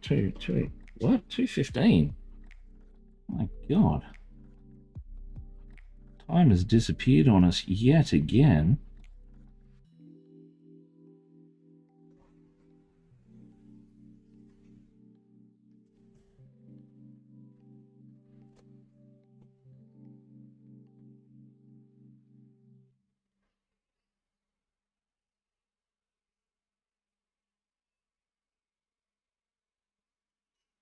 Now, using this Falto blue as a light tint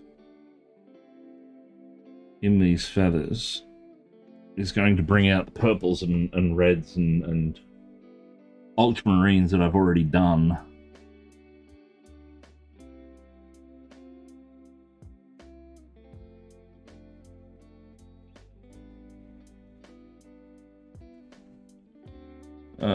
Try painting an hourglass next time. You just flip it when you run out of time. Boom, boom!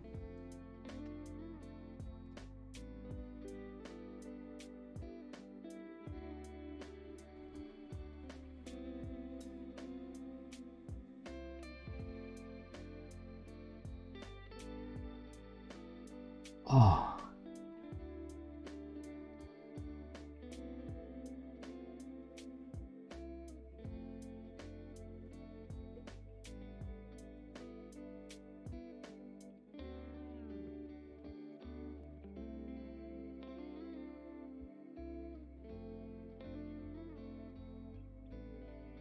That's looking a bit more vibrant. That's good. I like that. It still shows enough of the previous colours underneath.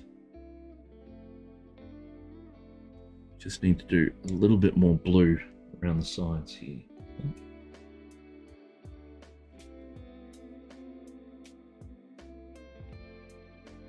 To help differentiate where our shadows are sitting and how they're sitting. Where are we?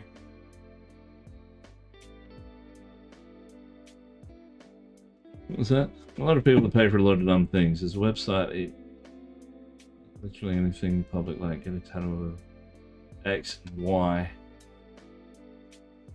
Pay people to do that to themselves. We're truly in the darkest timeline. Significantly. We're at that point when you're that desperate, it's probably a dumb taboo. True, true.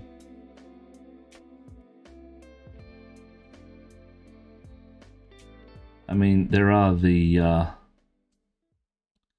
knee-jerk Twitch streamers out there who put shot collars on their dogs, don't they? Supervisor, Levo.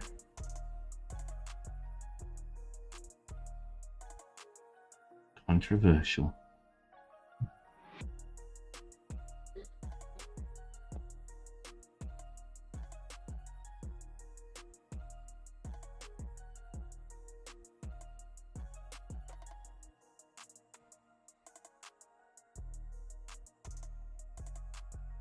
But I have, well, it's not similar.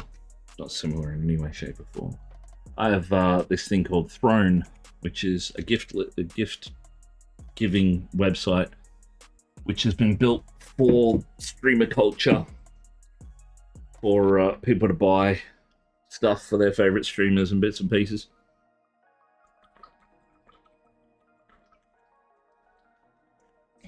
And it's really interesting being a miniature painting streamer and asking for things that will make my life better and make my streams better and sort of progress me, kind of thing.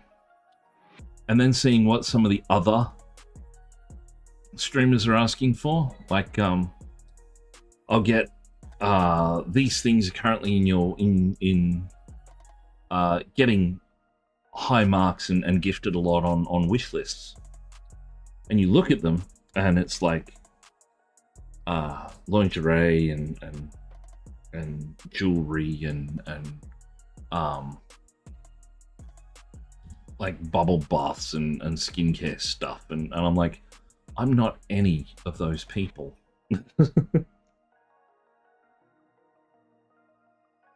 Separate art figures. Ooh, okay. That's a bad link that you've just sent me. Disc for shame. Because it's going to get me in trouble. Because I'm going to buy more stuff. So, I want to pick up our gold and brighten our gold.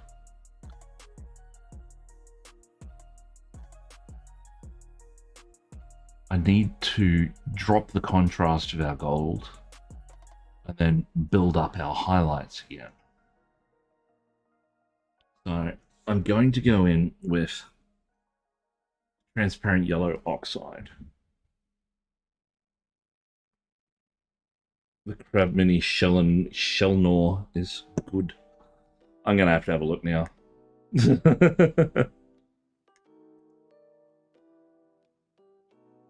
That Gundam looks absolutely stunning. That candy effect too. There is a company in Australia that does extreme shift enamel based paints.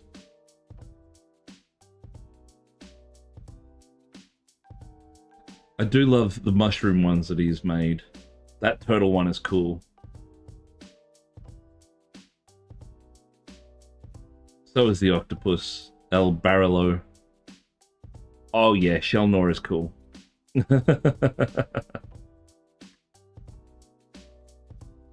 Quickly become a tutorial on how to keep a streamer distracted. Not that I'm complaining.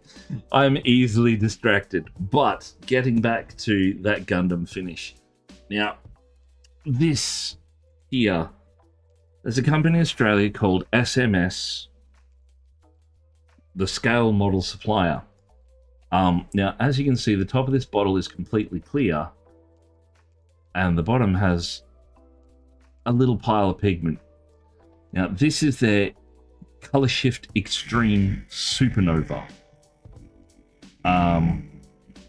As part of the entry to GMHX, which is one of the competitions I attended last year, everybody submitting work for the competition got a free bottle of SMS paint.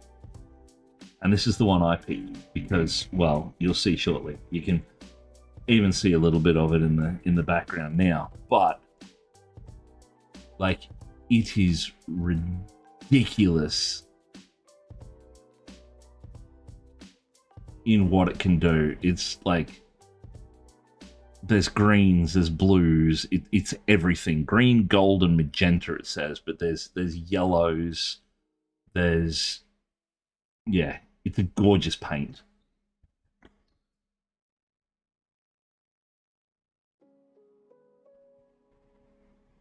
Oh, well, there you go. These guys are really good at what they do. I've known these guys and speak to these guys regularly.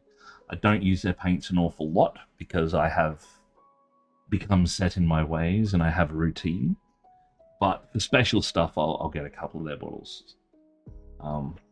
Yeah, it's ridiculous. And on camera, it doesn't do it justice either.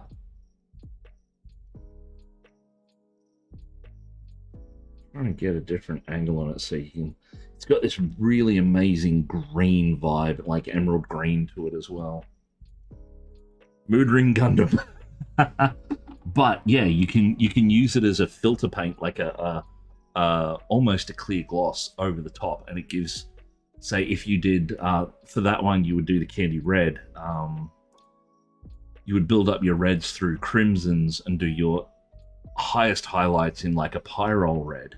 And then you would go, they've got this sort of shining red or metal red, or I forget what it's exactly called. But the effect gives that red and gold look. There are acrylic-based paints that do sort of similar, like the Color Shift series from Vallejo from years ago. Green Stuff World have got a few different ones as well. But the SMS stuff is pretty slick. Yes, that is a very cool. I'm not even going to pronounce that name because I know I'll butcher it.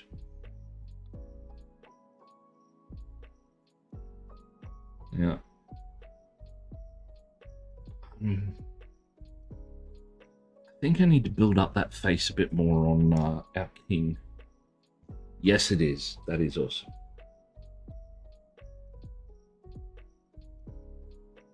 I'm seeing the messages pop up in the corner of the screen. Oh, I missed that one.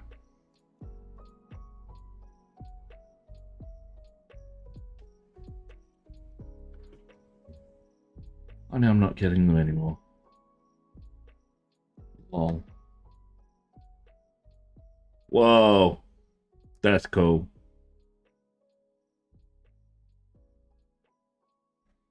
That is cool. Black gloss. Oof.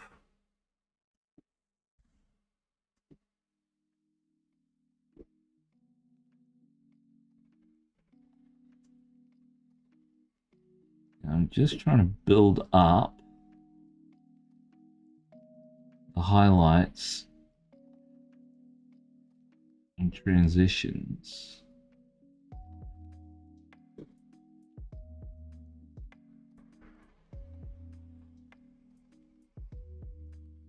Just to blend it in a little bit better.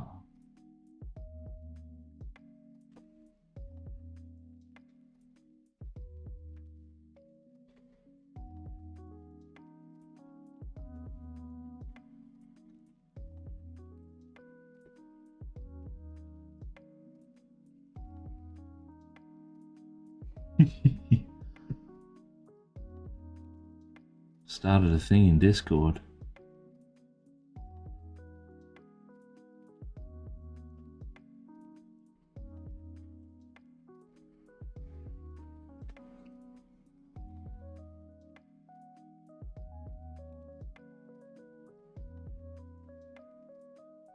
Uh-oh, more pictures being uploaded in Discord.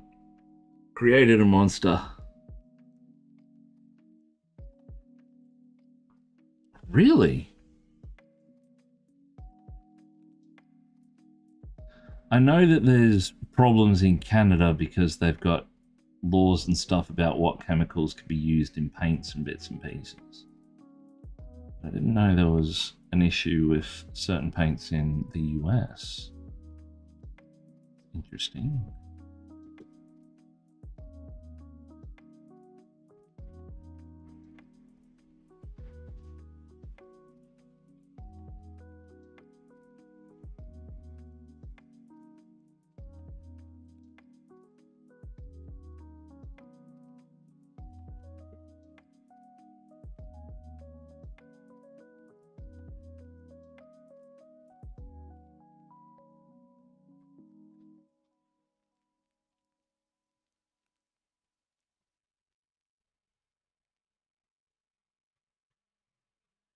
Now,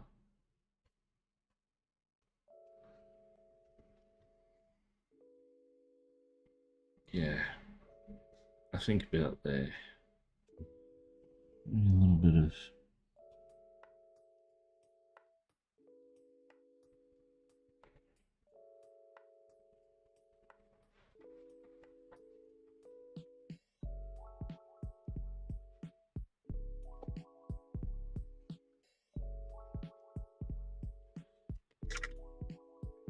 oh boy.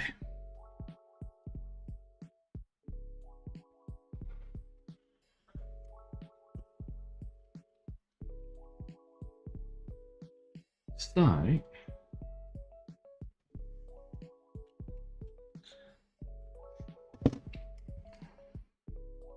just going to start pushing some of our shadows.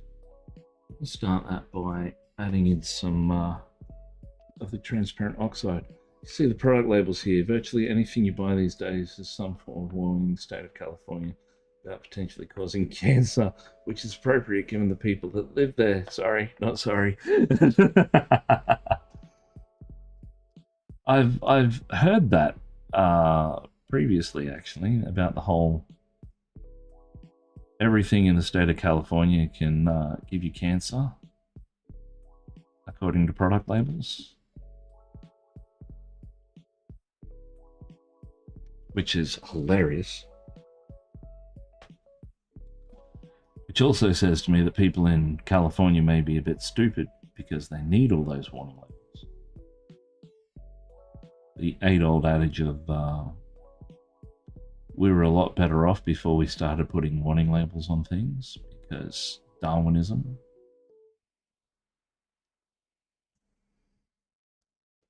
It is genuinely on everything.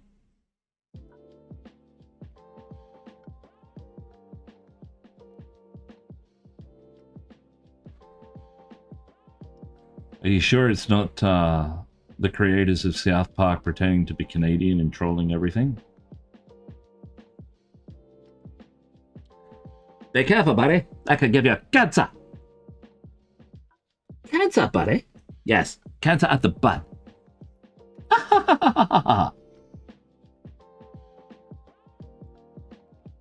Don't laugh too hard. You'll die of cancer. Cancer at the butt? Yes, cancer at the butt. I don't know about Oz Food, but they deliberately poison the food here with food additives. Yeah, it's ultra processing is unfortunately a thing everywhere you go nowadays.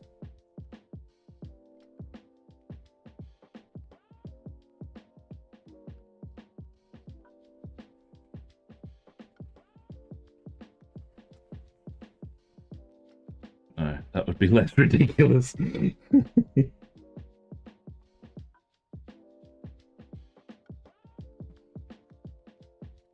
okay, buddy? No, buddy. I've got cancer of the ass, buddy. Oh, no, buddy. Screw you, buddy.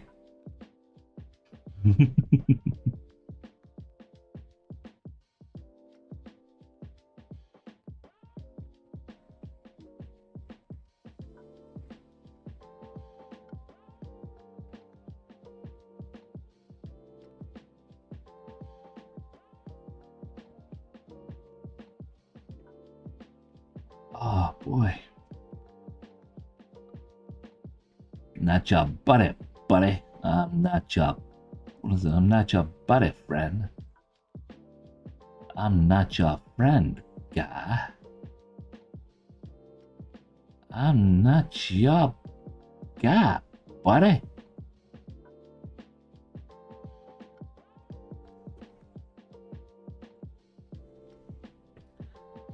I do love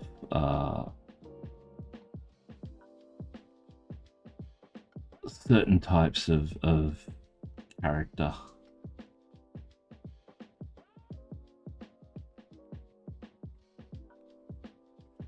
Such as Fat Bastard from the Austin Powers movies.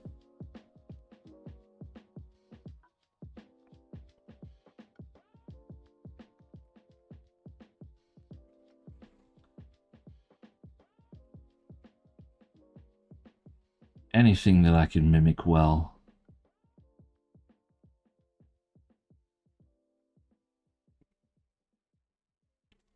Such as Kermit the Frog. Some members of Sesame Street and the Muppets.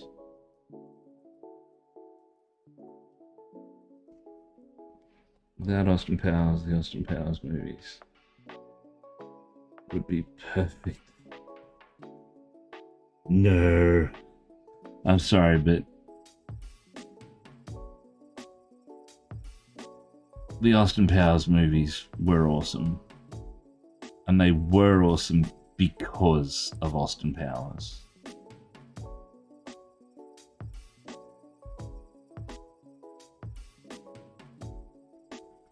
It was the right time for them.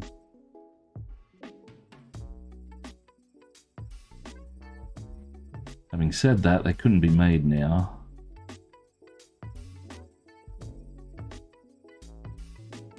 They'd be cancelled in an absolute heartbeat.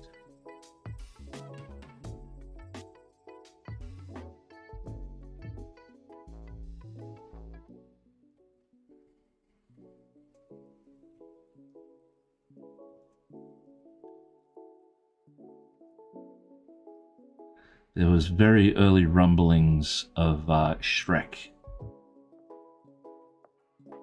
in those movies.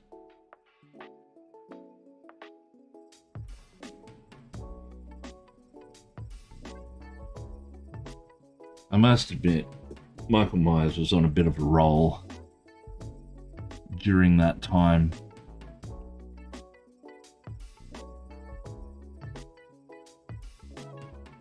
I mean, he was oversaturated very quickly, and I think that's why there is a lot of backlash and dislike of him. Because that was the beginning of the Hollywood, let's absolutely market the ever-living crap out of anything that moves and bleed it until it's hated by the populace. Spit it out so we don't have to pay royalties and move on.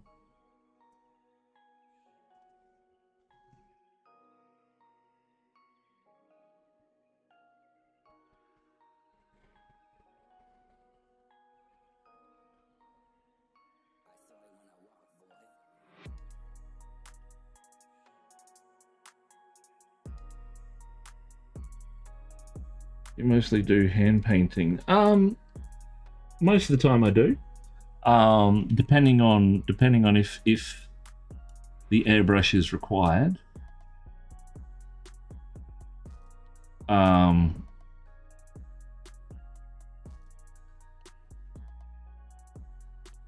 do get out the airbrush occasionally when sort of laying down foundationary colors and ideas and helping sketch and get that sketch alive quicker.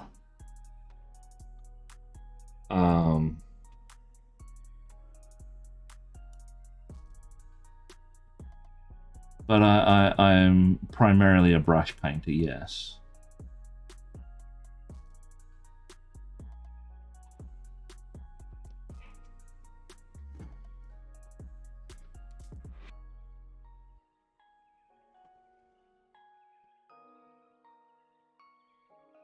My hands are no longer steady enough for most mediums.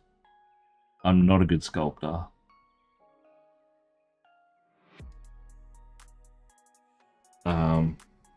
But yeah, this channel is miniature painting.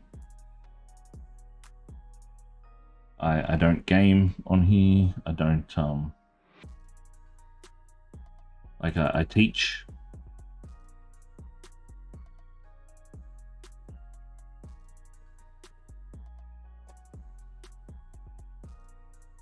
It's looking a lot more bronze now, so we can build that up. Terrible with a brush, something I'd like to improve for sure. Okay. Those people who are here regularly know exactly what I'm going to do. So much so I should be getting royalties from both these companies, and I'm not. And that's a little bit upsetting. But if you want to become better as a painter, and you want to do better primarily with brushwork, the most important book that I can recommend to you in your painting journey, there are two of them, I'll get to the second one. The first book teaches you all about brush control, teaches you all about loading a brush, teaches you all about looking after brushes, teaching you how to thin your paints, what consistencies work for different things. And that book is by Dave Taylor Miniatures, and it is The Art of Tommy Sewell, which is book 6 in the series, The Art of. They've just recently wrapped up a Kickstarter for the 16th to 18th book. They usually do them yearly, maybe twice yearly in 3-book runs. This is way back in the first couple of series. You can buy it as a PDF, and you can buy it as a physical book from a particular website. If you look up Dave Taylor's The Art of, it will take you to those lists. But Tommy Sewell is the most important one in that, because he teaches you from start to finish. The entirety of the book is all about how to paint miniatures. Not what to paint, not where to put the paint and colors and all the rest. It's blends, it's wet blending, it's feathering, it's The Art of Tommy Sewell, TOMMIESOULE. He has just recently started streaming on Twitch also. He's on Instagram. He is the I think it's the mini painting tutor, I think is his handle. But if you look up Tommy Sewell, you'll find him. The other book that is possibly the most invaluable book I have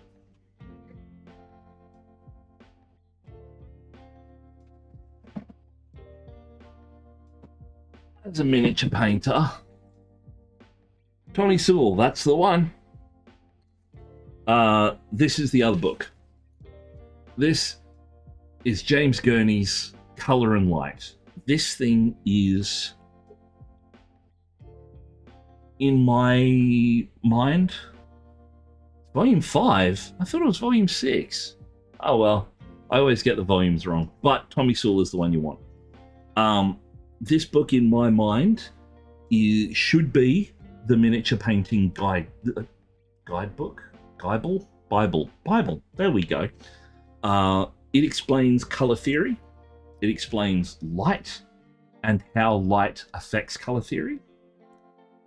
It is the most valuable thing from an expressive point of view. It breaks down color values, content, primary, tertiary, secondary, triadic colors, quadratic colors. Like, it breaks it down into consistent elements. It's beautifully illustrated with all of James Gurney's work. It tells you about different lighting sources, different lighting scenes. Now, if the name James Gurney sounds familiar, he is responsible for the Dinotopia books. No problem at all. They are, without a doubt, the most important art-related books I have. Bar none. I have all of the Art Old books. I have James Gurney's next book, which is Imagination. Um, Imaginative Realism, which is sort of the next progressive step. Once you get better and you are comfortable with those, you can then sort of push on into those other boundaries. And it's all about painting imaginary things. So things that don't exist and making them look real. Which is what we do on a day-to-day basis as miniature painters. So yeah, those are the two most important things that I can impart.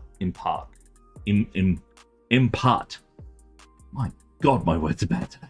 As a miniature painter, I remember Dinotopia. Yes, yes.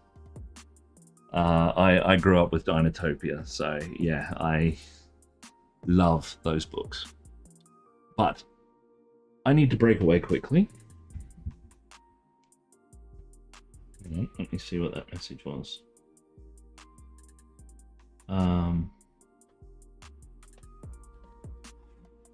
getting followers left, right, and center here. Give me 2 seconds. I need to go on a quick break. I will be right back. So I'm just going to... Oh, Trip! Thank you very much for the follow. I'll be back in like a minute, 2 minutes tops. I'll be right back.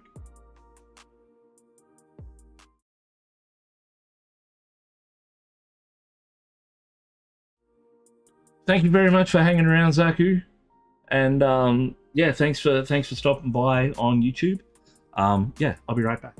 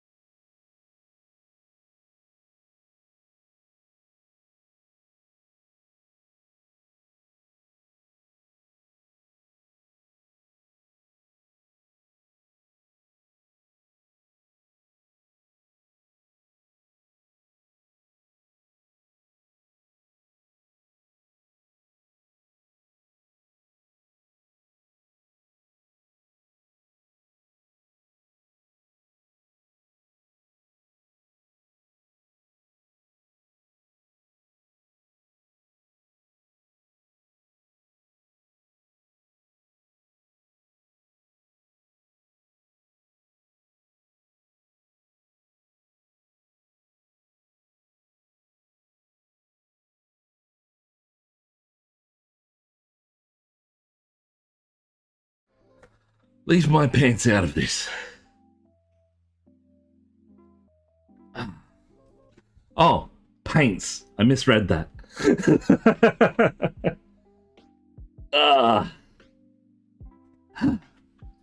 But sorry about that. Now we are closing in on time. You didn't see anything.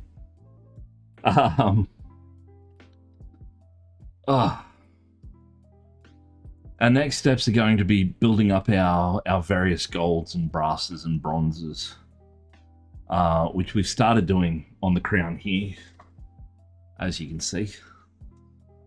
We've just sort of lowered the contrast a bit so it's a bit more muddier, and then we'll build it up with our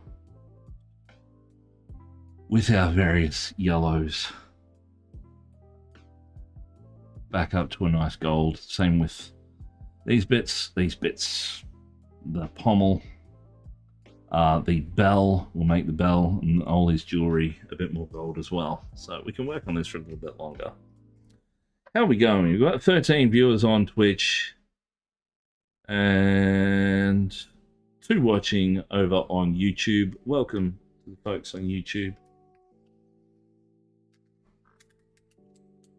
I hope the view over on YouTube is okay and the sound is okay and the lag's not too bad. I know there is a bit of lag. I will endeavor to make that as bearable as possible.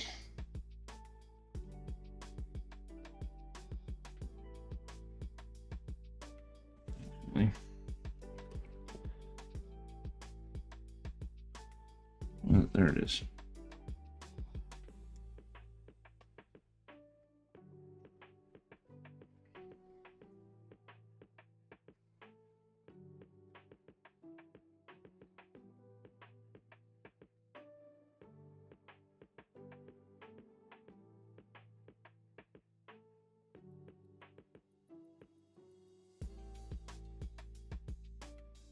Just a matter of enhancing at the moment.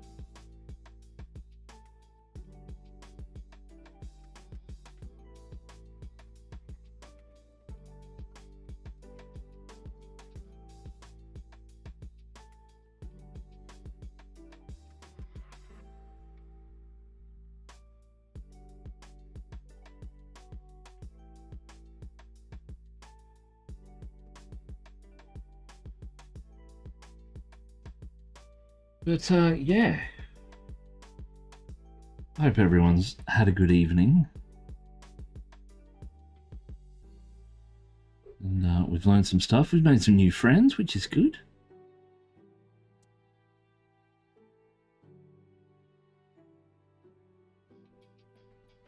And seems my Discord is quite considerably more active now.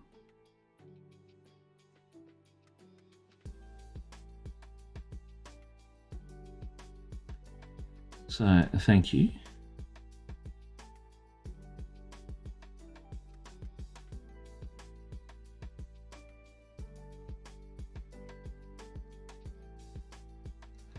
I will look back through all the Discord messages at the end of stream.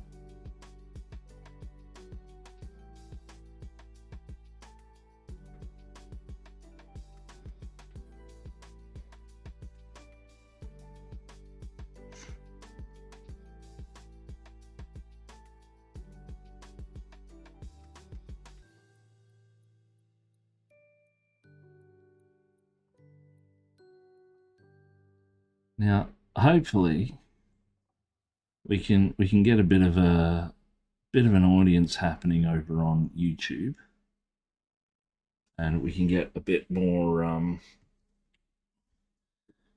a community going. Because what I'd ultimately like to do over there is get monetized,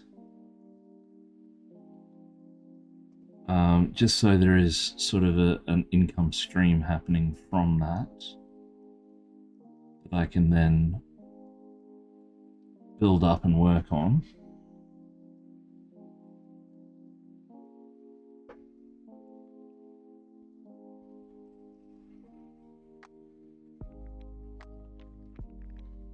hopefully we can all hang out over there as well, because there is the distinct possibility that Twitch is going to change, and not necessarily for the better, given who runs it and who they're involved with, and the fact that a lot of content creators are having issues is slightly concerning. I mean, I'm no Mr. Beast or anything, but I'd like to think I'm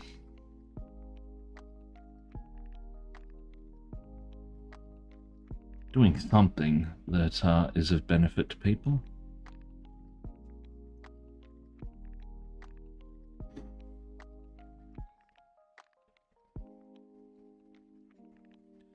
Still don't know what to do with this lance.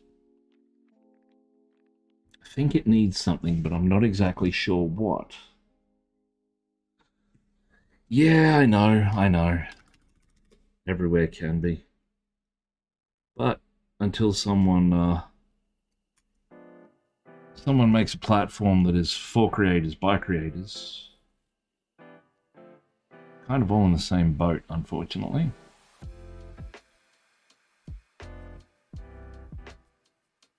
Yeah, we're gonna do our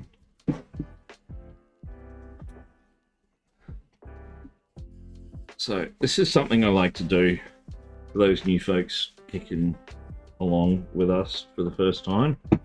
I'll do a breakdown of colors and saturations. So as an example, on a black background, it enhances a lot of your luminosity and saturation of a piece. So that's black, and if you see, we'll go to white, and it'll give you more of your grading of color and detail. It's only ever for creators by creators until big money gets involved. That's how YouTube declined to where it is today. Yes, we need someone. We need a group of people who aren't in it for the money, who are in it for the community. I mean, there are ways to make money from that. It is something that I think about quite regularly. So if we drop in just a bit closer on our black, you can see our highlights now better. You can see the contrasting markers here and there throughout the piece. And then if we flick over to white, it drops out all of that that white variance, just leaves you with the raw color. I've glazed Figurepedia. I do have it. I should look into it more. But time for me is a precious commodity. Having the condition that I have, I generally only have a few hours in the day where I'm actually able to do anything. And that is very much the case with my eyes also. I have to prepare and build up for these evening streams because normally I will wake up, I will have my coffee, I'll have my medication. My medication lasts till about 3, and then it's a downhill slope. So on days where I stream in the evenings, I wake up normally as I normally would because like sunlight. But I will have my medication purposely later in the day so I can last a little bit longer. I'm waning right now. I'm running on vapor as far as medication is concerned. So I usually wrap things up around 8 o'clock, and then we'll have dinner and retire for the evening. The problem with that is the downtimes that I have when I'm not painting commissions or competition pieces or doing other work, like printing otherwise. I generally don't have a lot of time for reading and theory and stuff like that. So I do look at bits and pieces occasionally. I'm slowly reading my way through the Kaha book of the Art of series of books. But of an evening, I don't sleep. So I usually get to sleep around 1 or 2 in the morning most times. No matter what I do, you can absolutely knock me out cold and I'll still be awake. Just something I've never been able to do properly.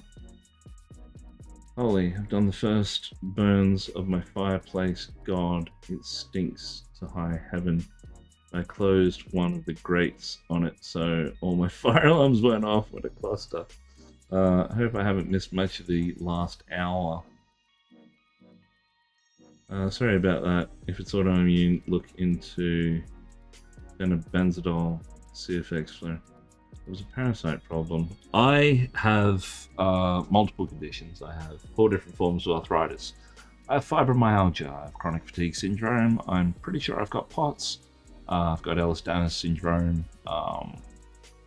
Yeah, I'm barely being held together by muscles. And my nerves are fried.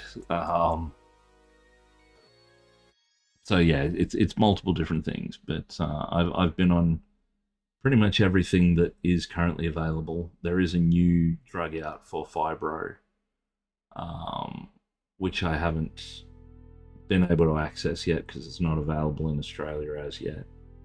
But hopefully that will change. I'm on a brand new experimental drug for the psoriatic arthritis in my hands. It's actually doing pretty good. It's pretty good, but I have to have like almost monthly liver checkups because it can be bad in some instances. But yeah, usually I'm out cold cognitively from about 5 p.m. onwards, which is interesting, seeing as I start streaming at 5 p.m. and it all goes downhill from there. But yeah, I have chronic fatigue as well, and insomnia, which is fun. So, as I said, I normally get to sleep around 1 or 2 in the morning, but the thing that keeps me sane is my little headphones, which I've got one in here. I have problems with my ears also, so these automatically compensate for the issues with my ears because I've gone through, done a test and configured them all in bits and pieces, and they put out normal sound. I have really bad tinnitus. I've had it since I was 15 or 16 that I can remember, but it is something that has always been there. I've always had a constant whistling in my ears, and I can't get rid of it no matter how hard I try. And these help compensate. They sort of have a white noise filter built into them in bits and pieces. Fenobenzidol cured my chronic fatigue syndrome. I got it in Florida, USA. Fenobenzidol. That sounds familiar.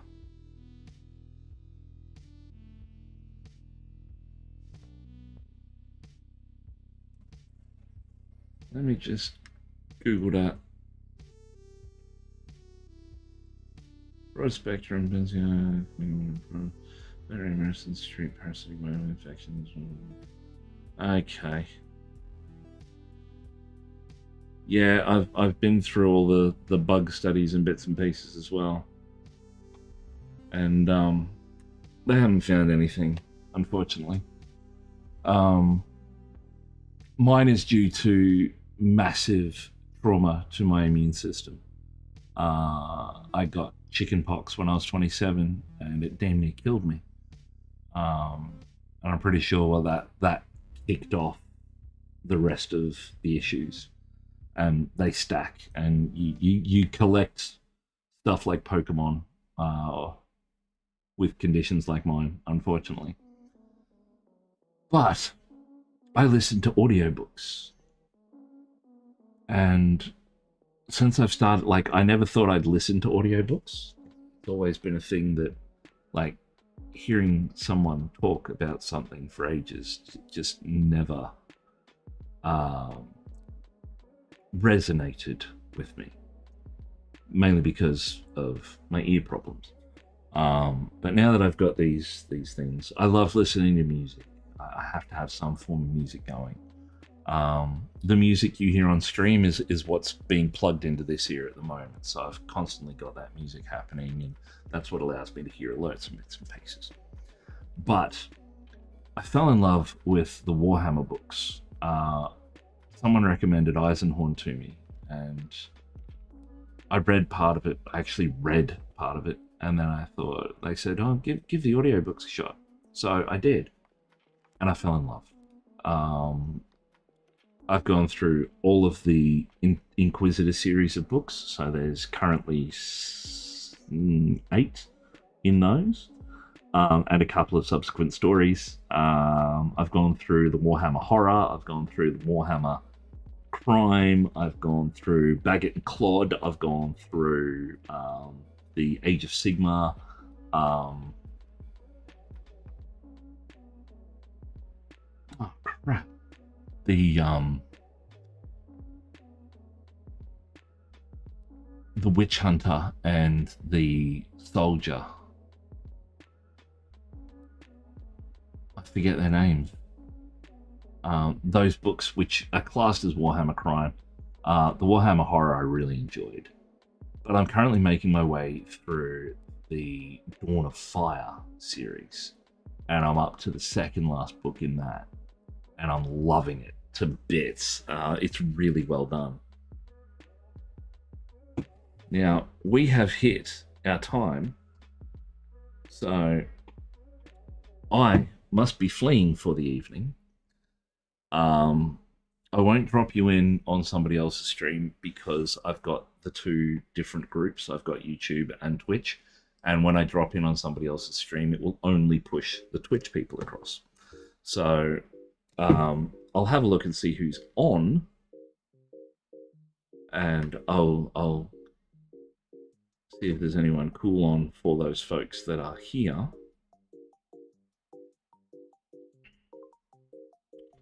There's actually not a lot of people on at all. Very interesting.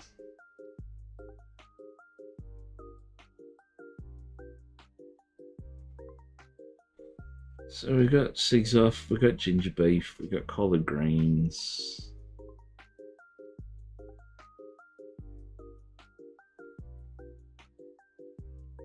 There's not many people on at all. Interesting. So, at any rate, I hope you have had a good evening this evening, listening to me yammer on about God knows anything and anyone.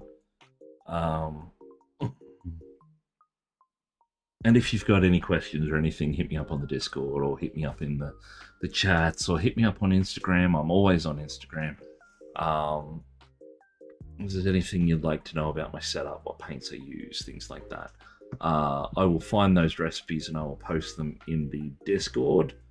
I need to sort out sort of how they're displayed, because they are a bit messy. Bit of fluff. But thank you everyone for coming along and hanging out. And I'm glad that Twitch is working, and I'm glad that YouTube is working, and you are both able to talk to each other. That's fantastic. That's was my biggest hassle of the day. So our next stream is going to be Monday morning. It is Friday evening currently, So the next stream is at 6:30 a.m. Australian Eastern Standard Time, which is +10 Greenwich Mean Time. So Friday, Saturday, Sunday, Monday, 3 days time in 10 hours from now. Roughly. But if you subbed or if you followed on YouTube and if you followed on Twitch, it will pop up whenever I pop online. So that's an easy way to keep track. Me also. And I think there's, for subscribers, there's another thing, like you get sent an email saying this person's online, stuff like that. But I hope you've all had a wonderful evening. I've had a lot of fun. I haven't been feeling the best lately, and today I was almost not going to stream. I'm glad that I did, and it's because of you guys. So thank you. But I am Justin. This is Critical Pain Studios. This is Goblin City, and I hope you all have a wonderful time zone. Peace out. Have a good one too, Bane. I have no doubt that I'll talk to you over the next couple of days with something anyway. But, yes. Au revoir.